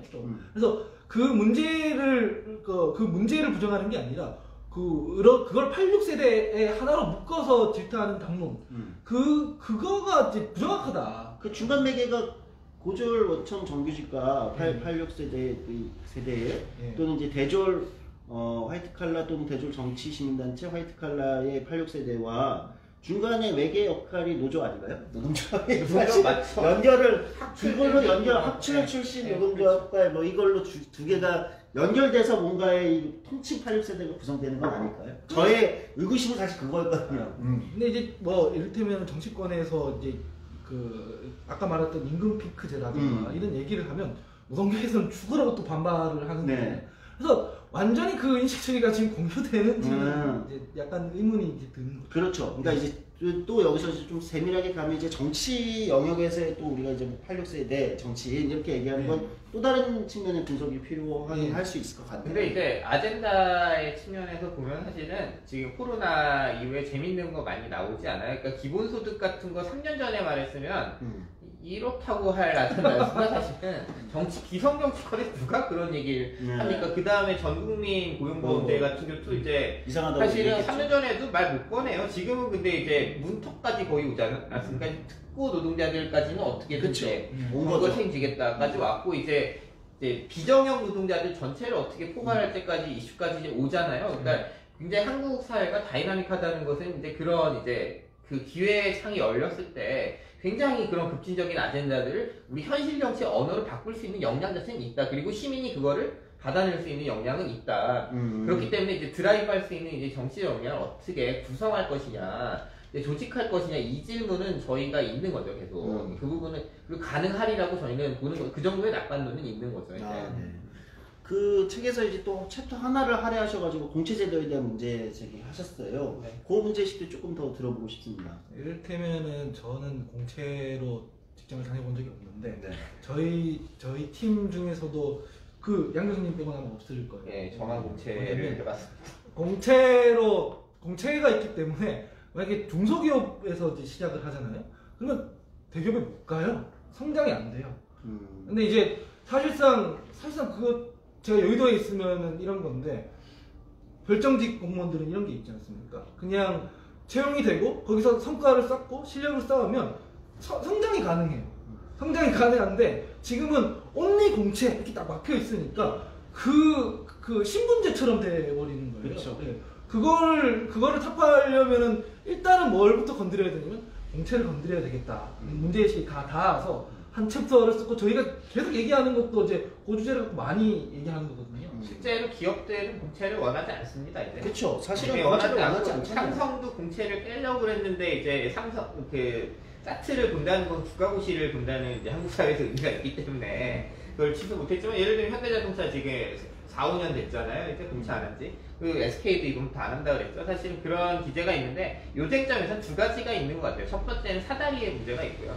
그러니까 이제 어디서 출발했든 내가 역량이 있으면 내가 회사 안에서 직능급이든 내가 더 평가를 받아서 올라가는 것도 있지만 내가 이 리그 안에 있는 비슷한 직무들에 있는 다른 회사에 가고 싶다. 그 부분에 대해서 우리는 IT 노동자들은 이미 그렇게 다 하고 있지 않습니까? 그거에 대한 요구가 분명히 있고요. 근데 우리는 분명하게 이게 일종의 계층일 수 있으나 신분은 아니어야 하는데 이게 신분처럼 분할이 되어 있는데 이 문제에 대해서는 사실은 프로토콜이 없는 거죠. 우리 사회는 아직 프로적이 없는. 근데 이게 무슨 악난에서라는 문제도 있지만 두 번째는 이게 그렇게 할 필요가 없었습니다. 왜냐하면 그 전에 지금 60년대생까지 경험한 기업이라는 곳은 그냥 들어가면 나갈 때까지 있는 곳이었기 때문에 그 인식을 근데 예를 들면 80년대생들 저는 사실 그 인식 없거든요. 그냥 들어갔다 언제나 이직할 수도 있고 이직하는데 더 상향할 수 있었던 거가 공채 트랙이기 때문에 공채를 원했던 거기 때문에 그 부분에 대한 문제를 조금 다시 진단해서 다시 의제화해야 된다 이게 있고요. 두 번째는 이제 비슷한 일을 하면은 이제 기업의 규모나 혹은 이제 노조의 유무나 혹은 내 어떤 다른 자질과 상관없이 최소한의 이제 표준은 좀 있어야 한다. 근데 한국은 그 표준이 없잖아요. 없어진 건데 사실 알고 보면은 있었죠. 예전에는 있었습니다. 그러니까 우리 직업훈련 체제가 있었습니다. 옛날에 박정희 때부터 한 노태우 때까지 유지됐던 건 직업훈련 체제면 어느 정도 기량이 되면은 기량에 맞는 임금을 주게끔 어느 정도 설계가 돼 있었고 그걸 어떤 방식으로 눌렀냐면 임금 격차를 굉장히 이제 노조가 생기기 전에 기업별 노조가 활성화되기 전에 어느 정도 눌러놨던 거죠. 근데 이제 그게 풀어놓은 상태에서 다른 종류의 그러면 사회적 합의가 임금에 대한 합의가 있었어야 되는데 이 기업별 노조 운동이 강하게 작동하다 보니까 노조 없는 곳에서는 안 올라가고 또 그걸 또 이제 원화적 관계에서 원청 노조가 정규직 노조가 임금 상승한 분만큼 밑에다 전가시켰기 때문에 사실은 격차가 안 좁혀졌기 때문에 그 문제를 이제 의제화를 또 다시 해야 할 필요가 있는 거겠죠.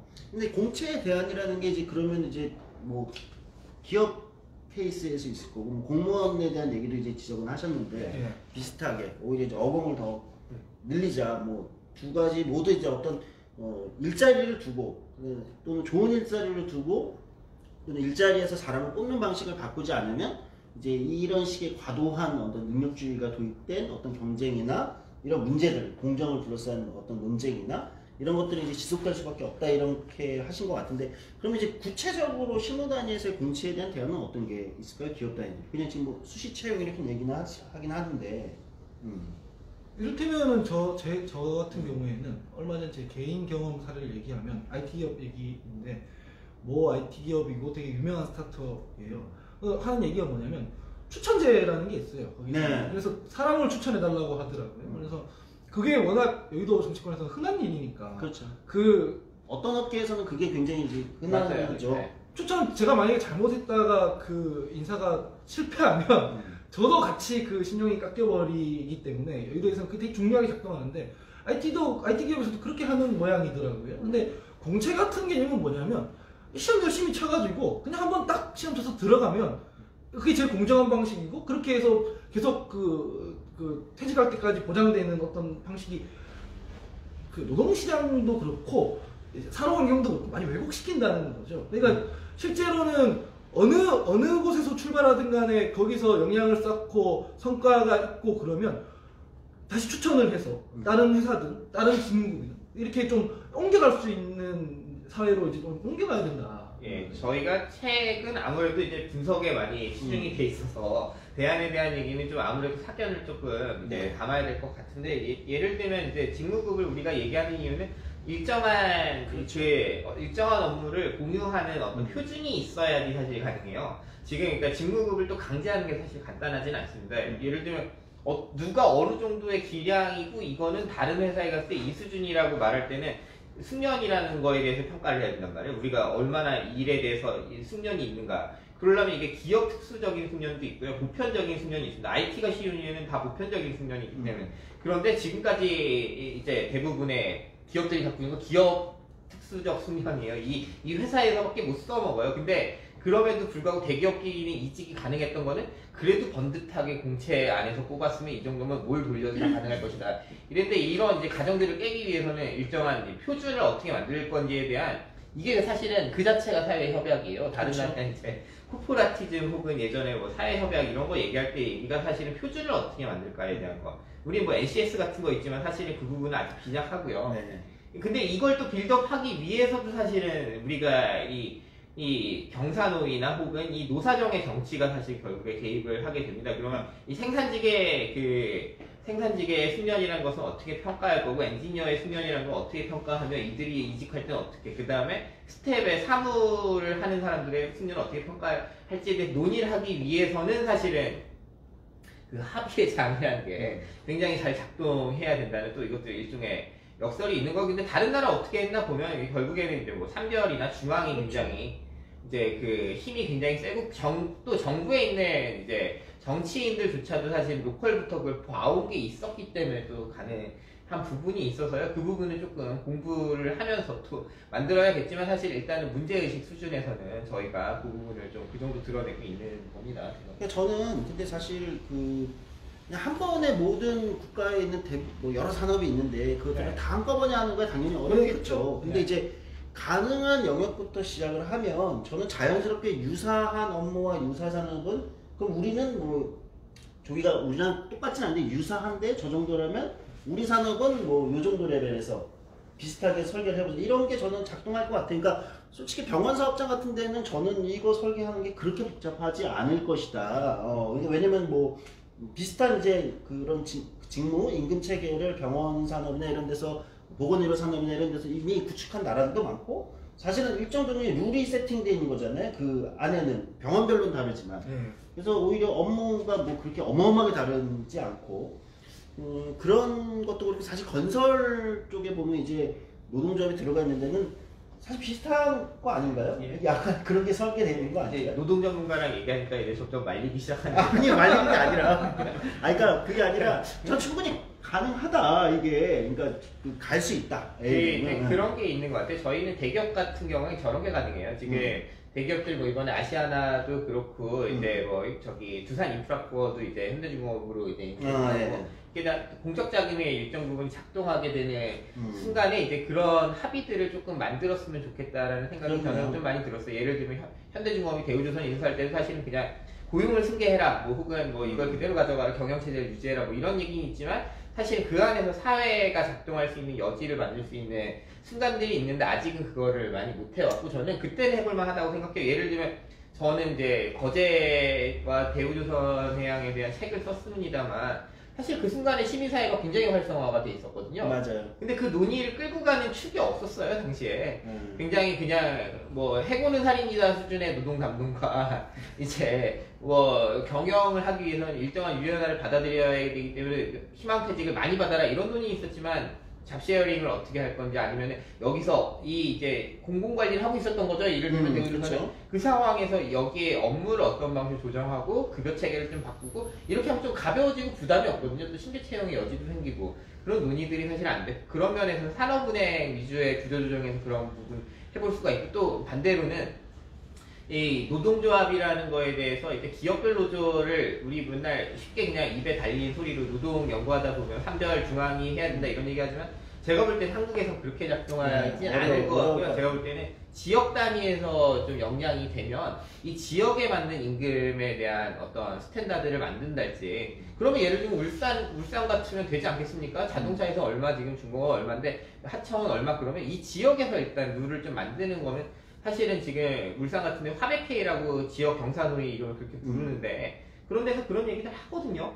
이제는 이제 슬슬 차오르고 어렵다는 걸 느끼기 때문에 가능하기 때문에 그런 모델들은 지역 단위에서 좀 만들어 볼 수 있겠다 이런 부분은 저는 생각은 하고 있어요. 그리고 이제 방향 설정을 그렇게 좀 해보자는 건데 제가 이제 기관에 있을 때 있는데 그 기관에 계셔보셨겠지만 그 국회 사무처에 있을 때 그 실장들이 보통 어떤 사람들이냐면 입법고시를 쳐서 올라가는 사람들이잖아요. 근데 그 중에서 방송국장이라는 자리는 그게 아니에요. 외부에서 이제 채용이 되는 건데 그거를 그 사무처에 있을 때 제도 계산을 한번 해봤어요. 그러니까 3+2로 해가지고 3년 +2로 해서 성과가 괜찮으면은 뭐 2년 더 연장해서 하는 방식으로 했는데 그 전에 한 2년 임기로 해가지고 누군가의 추천을 받아서 들어왔을 때는 이렇게 역량 있는 사람들이 안 모여요.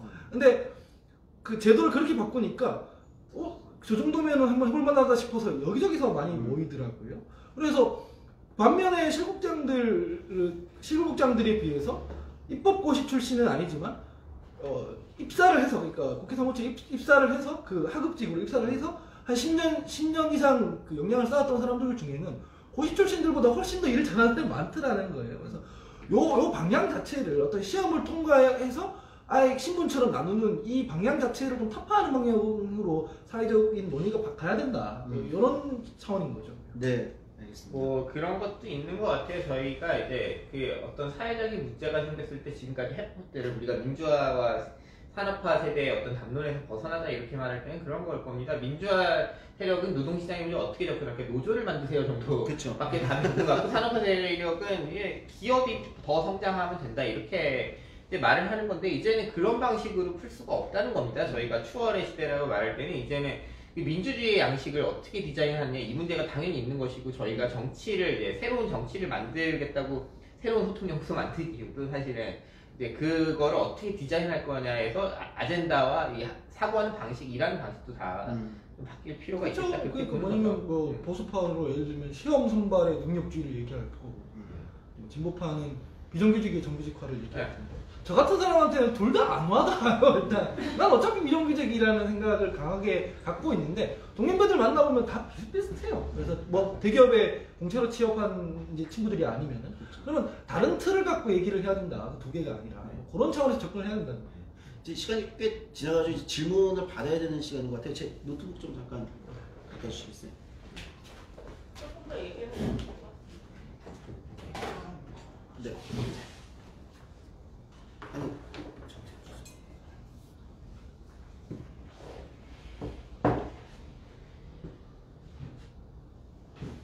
네. 뭐 얘기를 하다 보니까 벌써 시간이 막 제가 확인하지 못한 시간이 막 가가지고요. 네.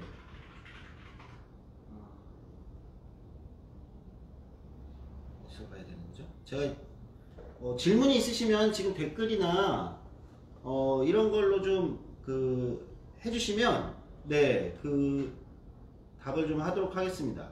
예. 댓글은 잘안 보이네.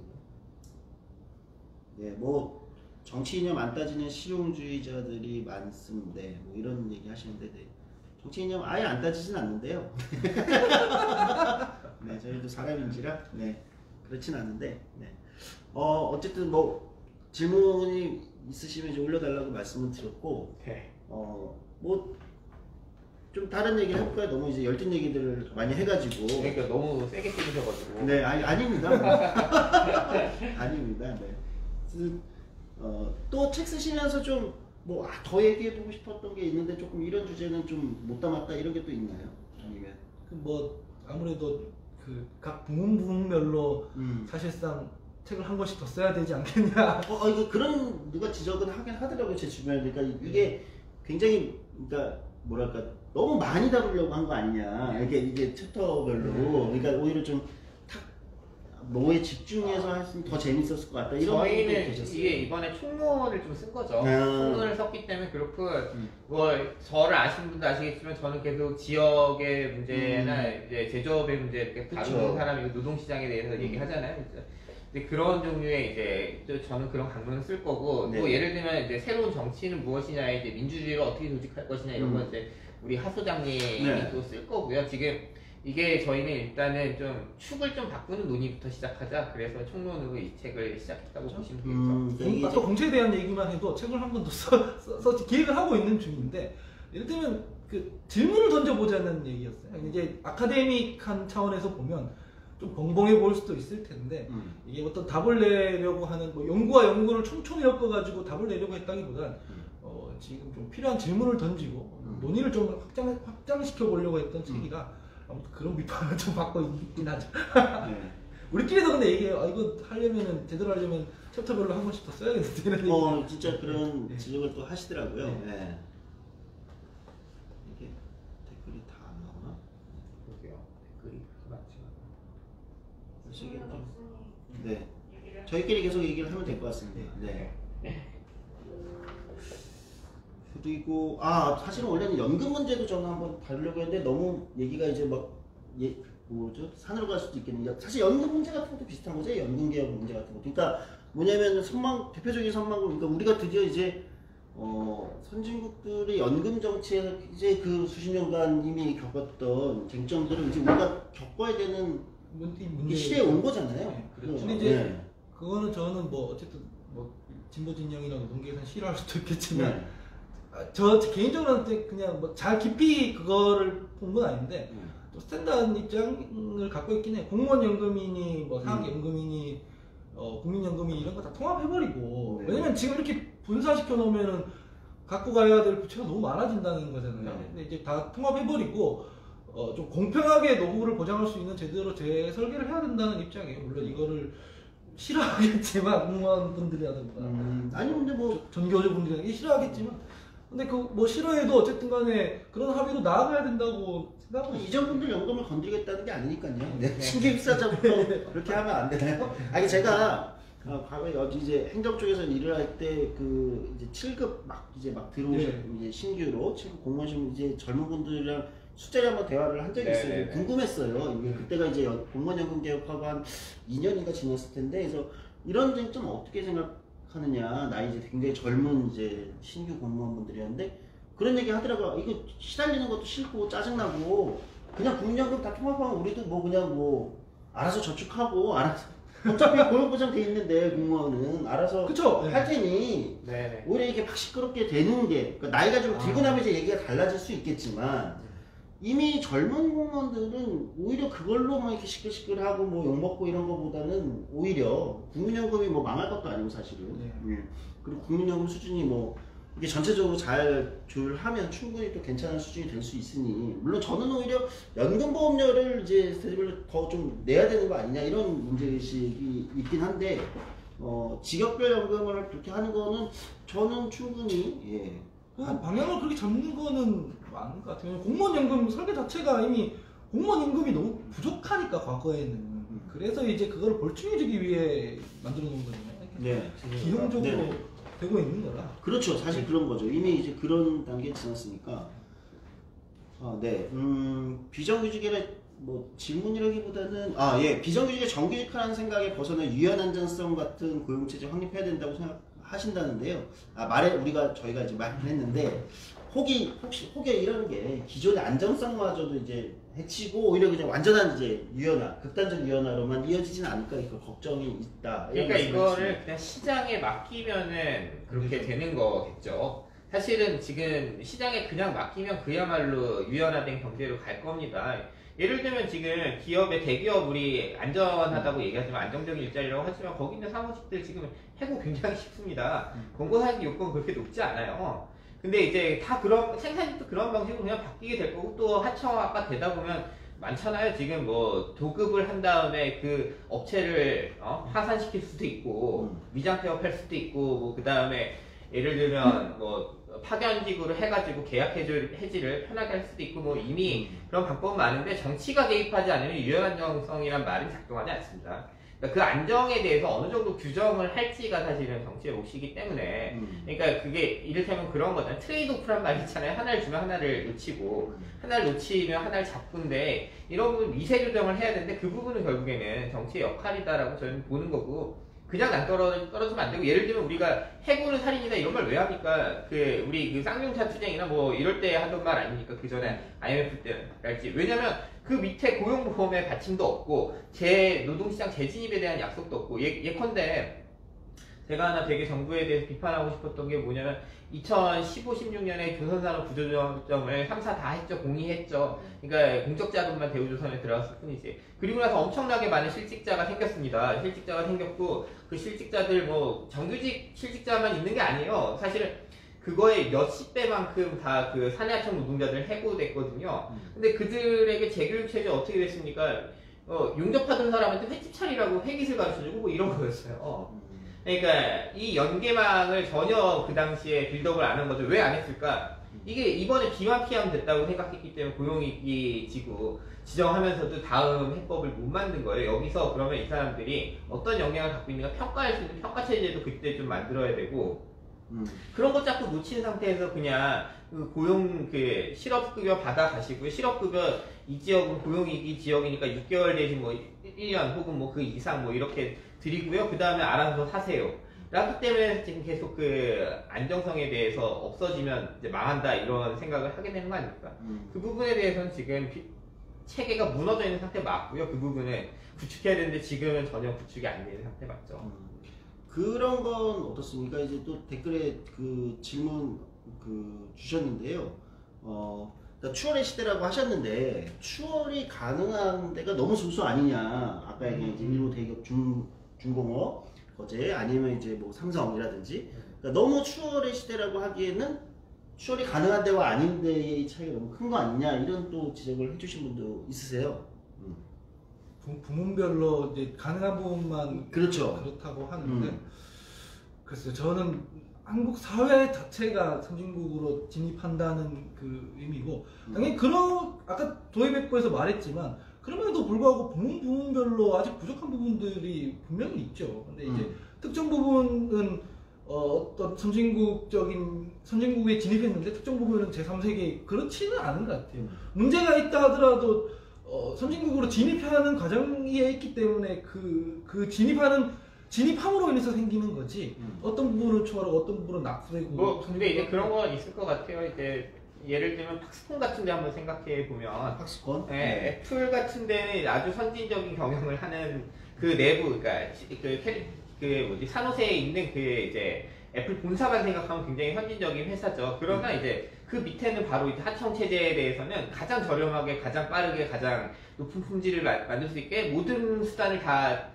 작동을 시킵니다. 이제 뭐 그런 방식으로 이제 아웃소싱을 하는데 한국도 사실은 그런 걸 갖고 있는 거기 때문에 이제 오히려 이거는 이제 이제 선진공업국에서 겪게 되는 노동 문제라고 봐야 되는 거고요. 저희가 추월이라고 해서 모든 기업이 선진 기업이 됐다는 얘기가 아니잖아요. 이제 오히려 더 고도화된 방식으로 이제 원화청 관계를 만든달지, 그 다음에 노동 체제를 노동 시장을 더 이제 극단적인 이제 분리 체제를 만든달지 이런 부분을 저희가 포함하고 있는 거기 때문에 저희가 여러분도 선진화 되세요 이런 얘기를 지금 하고 있는 게 아닌 거죠. 여러분도 추월하세요라고 말하는 게 아니고 이제 문제의 양상이 달라졌다, 문제 설정이 달라졌다 이렇게 좀 보셔야 될 것 같습니다. 그러니까 예를 들면 이 추월이라는 단면이 이렇게 읽힐 수 있는 거잖아요. 이제 우리는 앞에 저런 문제는 선진국이나 대학 겪는 문제일 거야. 뭐 주주자본주의, 극단적인 주주자본주의, 금융자본의 무슨 극단적인 뭐 이런 거에 사실 한국에서는 그렇지는 않았던 거잖아요. 그간 한국 자본 시스템 물론 금융자본 문제가 없었던 건 아니지만, 근데 이제 그런 거 진짜 걱정해야 되는 시기가 온 거 아닌가? 이런. 근데 또 이제 그럼에도 불구하고 저희가 너무 비관론은 빠지지 않는 이유는 그에 대해서 굉장히 기민하게 대응할 수 있다. 그러니까 역량 자체는 있다. 그러니까 의제만 잘 몰고 가 보면 될 것 같다. 오히려 지금은 역량을 걱정할 게 아니라 있는 역량을 어떻게 잘 재조직하고 아젠다 설정을 잘 하고 그래서 해법을 잘 좀 찾아 나가느냐 이런 거 아니냐 이런. 아까 하다가 좀 맞는 얘기인데 저출산 같은 이슈가 아주 우리에게 재밌는 이슈인 것 같아요. 그러니까 재밌다는 거 흥미롭다는 차원에서 그러니까 학자들이 항상 재밌다고 말하고 혼나죠. 이제 학자들이 항상 흥미롭다 재밌다고 말하다가 이제 혼나는데 그런 게 있습니다. 저출생에 대해서 우리가 생각할 때 하나 되게 중요한 거는 한국은 출산 정책에 성공한 나라라는 거를 빼먹으면 안 돼요. 그러니까 40년 동안 한국은 인구를 줄이기 위해서, 인구 성장률을 줄이기 위해서 애를 쓴 나라입니다. 맞잖아요. 그렇죠. 그러니까 90년대까지 우리는 애를 하나만 낳으라고 혹은 낳지 말라고 했던 나라입니다. 굉장히. 그게 작동해서 이제 한 10년, 15년 부작용을 보고 있는 거예요. 그러면 그 정책이 어떻게 성공했는지에 대해서 또 평가를 해야 되는 부분이 있다는 겁니다. 그러니까 그 체제를 존속시키면서 이제 부가적으로 따라왔던 출산을 또 보조하는 정책이 이제 마지못해 따라왔던 건데 지금 그게 엇박자가 나고 있는 거기 때문에 우리가 그 효능감이 있는 정책을 다시 낸다면 또 다시 반전시킬 수 있다. 왜냐면 이제 굉장히 그 제도에 빠르게 시민들이 대응했기 때문에 나온 결과가 저출산, 저출생이기 때문에 그런 부분에서 좀 이제 저희는 그런 방식으로 생각을 해보자는 거죠. 그렇게 볼 수도 있겠네요. 뭐 예를 들면 지금은 이제 아이를 낳으면은 얼마의 보조금을 주고 뭐 이런 형태. 대부분이 그런 정책이잖아요. 근데 이제 거기서 빠진 거는 우리가 지금 의제에서 빠진 거 뭡니까? 여성들이 예를 들면 저런 겁니다. 2004, 5년부터는 여학생 수가 남학생 수랑 대학에서 동수예요. 동수가 됐거든. 그전까지 남학생이 많았는데 이제 여학생이 더 많죠. 사실은 이제 많아졌는데, 그리고 뭡니까, 커리어에 대해서 여성이 같이 일을 해야 된다라는 이제 담론이 장착된 세대가 지금 30대부터 미체거든요. 거기는 누구도 다 일을 포기하고 싶지 않아요. 일을 할 수 없지 않은 이상 다 모두 다 일을 하고 싶어 하는데, 거기에 지금 그러면 생애 주기를 설계해야 된다는 이제 사실은 이 질문이 나오는데, 거기에 대응이 발빠르지 않은 거죠. 지금까지는. 그렇죠. 그 뭐 이를테면은 정책을 보면 뭐 신혼부부한테 집 주면 된다는 식이잖아요. 근데 제가 보면은 아니고, 경력 단절 문제만 해소를 해줘도 어느 정도는 해결될 거라는 생각이 있어요. 뭐 보면은 그 직장에서 육아휴직을 잘 보장해주고, 뭐 직장 내에 어린이집이 있고 이런 경우에는 애 낳더라고요. 애 낳고 돌아와서 자기 전문성이 있기 때문에 그걸 살려서 다시 직장 생활을 할 수 있고, 이렇게 되면 애를 낳더라고요. 그래서 이거는 아마 지금 정치권에서 정책적으로 엇박이 나고 있는 거 아닌가라는 생각이 들고, 거기에 이제 지역 문제도 있어요. 사실은 지역 네. 문제도 있고, 이제 풀어야 될 게 복잡하다는 얘기는 할 수 있겠죠. 예를 들면 뭐 이제 지방에서는 아직도 출생률이 좀 수도권보다 높죠. 수도권 제일 떨어지니까 이제 조금 높은데, 거기에 이슈는 뭡니까, 일자리가 없기 때문에 여성들이 선택할 수 있는 게 빨리 취직한 거일 수가 있어요. 예를 들면 뭐 이제 동남권도 그렇고 호남도 그런데, 그러면 수도권으로 가면 어떻게 됩니까? 이제 일자리는 구할 수가 있는데, 문제는 이제 집값이 비싸고, 그럼 그 문제 하나 클리어한다고 끝이냐? 그럼 또 그렇게 악착같이 내가 얻은 일자리를 포기할 수가 없기 때문에, 또한 이제 다 모든 게 유보되거나 안 하게 되는 거죠. 결혼, 그 다음에 출산, 여기까지 안 가기 때문에 이제 그러한 지금 그 변화무쌍한 상황들이 있는데, 그거에 이제 정책들이 지금 대응을 못하고, 좀 그 부분을 좀 풀려고 사실은 공부를 좀 하고 있고, 조금 더 못할 부분이 있겠죠. 그 어젠다를 던져야 될 것 같아요. 네. 저 19년도에 다른 데서 설문조사를 한 3,000분 정도 돌려봤는데, 20대랑 50대랑 답변이 정말 첨예하게 다르게 나왔어요. 50대들은 뭐냐면, 요즘 젊은 사람들이 애를 안 낳는 이유로 제일 높게 나온 답변이 뭐였냐면, 세태가 그렇다는 거예요. 그러니까 그 젊은 사람들이 풍조가 그렇다, 독신주의, 비혼주의, 뭐 정상가족의 해체 이런 얘기 많이 나오지 않느냐, 이렇게 생각을 하고 있는 거예요. 근데 20대들은 제가 방금 말씀드렸던 그 경력 단절 문제를 제일 많이 꼽던데, 이게 엇박이 나는 건데, 50대들 그렇게 세태의 문제라고 대답했던 그 50대들이 정책 위반자잖아요, 사실은. 그래서 이게 엇박이 나는 이유는 그런 부분이 아닐까. 사실은 이제 사람들 잘 안 물어보고 안 듣고 계속 관성적으로 가기 때문에 이런 일이 생기는 게 아닐까라는 생각이 들더라고요. 네. 정리를 슬슬 해야 되는 시간이 된 것 같아요. 네, 저희가 지금 1시간 반 가까이 얘기를 해가지고요.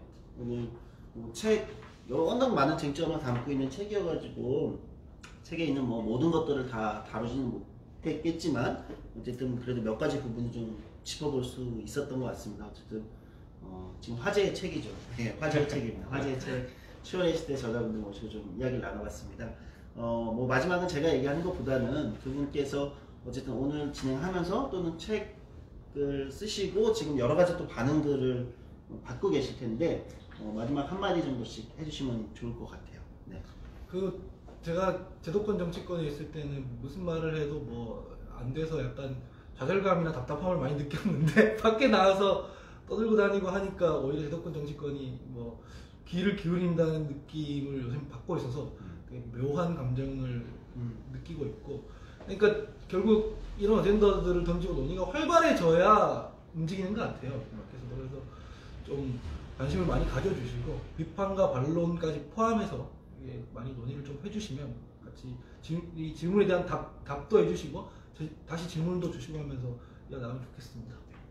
예, 제가 공부하는 게 여러 가지가 있지만, 이제 근현대사를 산업이나 이제 노동사를 많이 읽게 되는데, 제가 계속 느끼게 되는 건 굉장히 대중에 대한 낙관이 생기는 게 있어요. 그러니까 이렇게 굉장히 이런 상황에서 어떻게 이걸 해내지? 뭐 이런 거에 대한 낙관.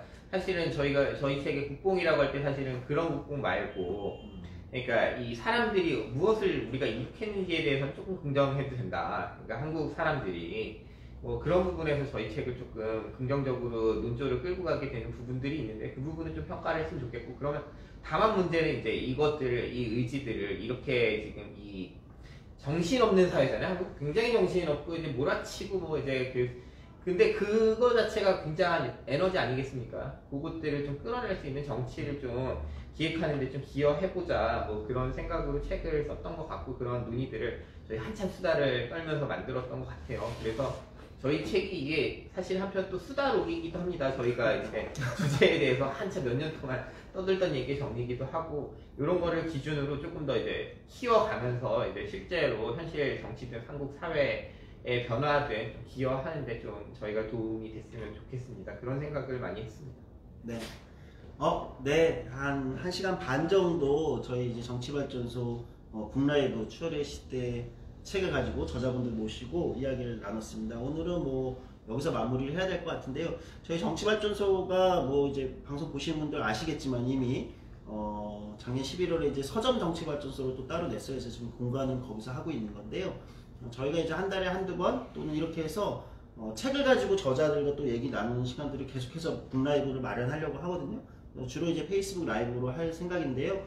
관심 있게 지켜봐 주시면 좋을 것 같고요. 무엇보다도 오늘 굉장히 이제 열변을 토해주신, 저도 어쩌다 보니까 막 텐션이 올라가가지고 중간에 사회자로서 오늘 잘한 것 같지는 않은데요. 어쨌든 두 분께 다시 한번 감사의 말씀 드리고 모두 박수 쳐주시면서 마치도록 하겠습니다. 감사합니다. 질문해 주셔서 감사합니다. 네. 어떻게 준비하는 거야? 네. 꺼주세요.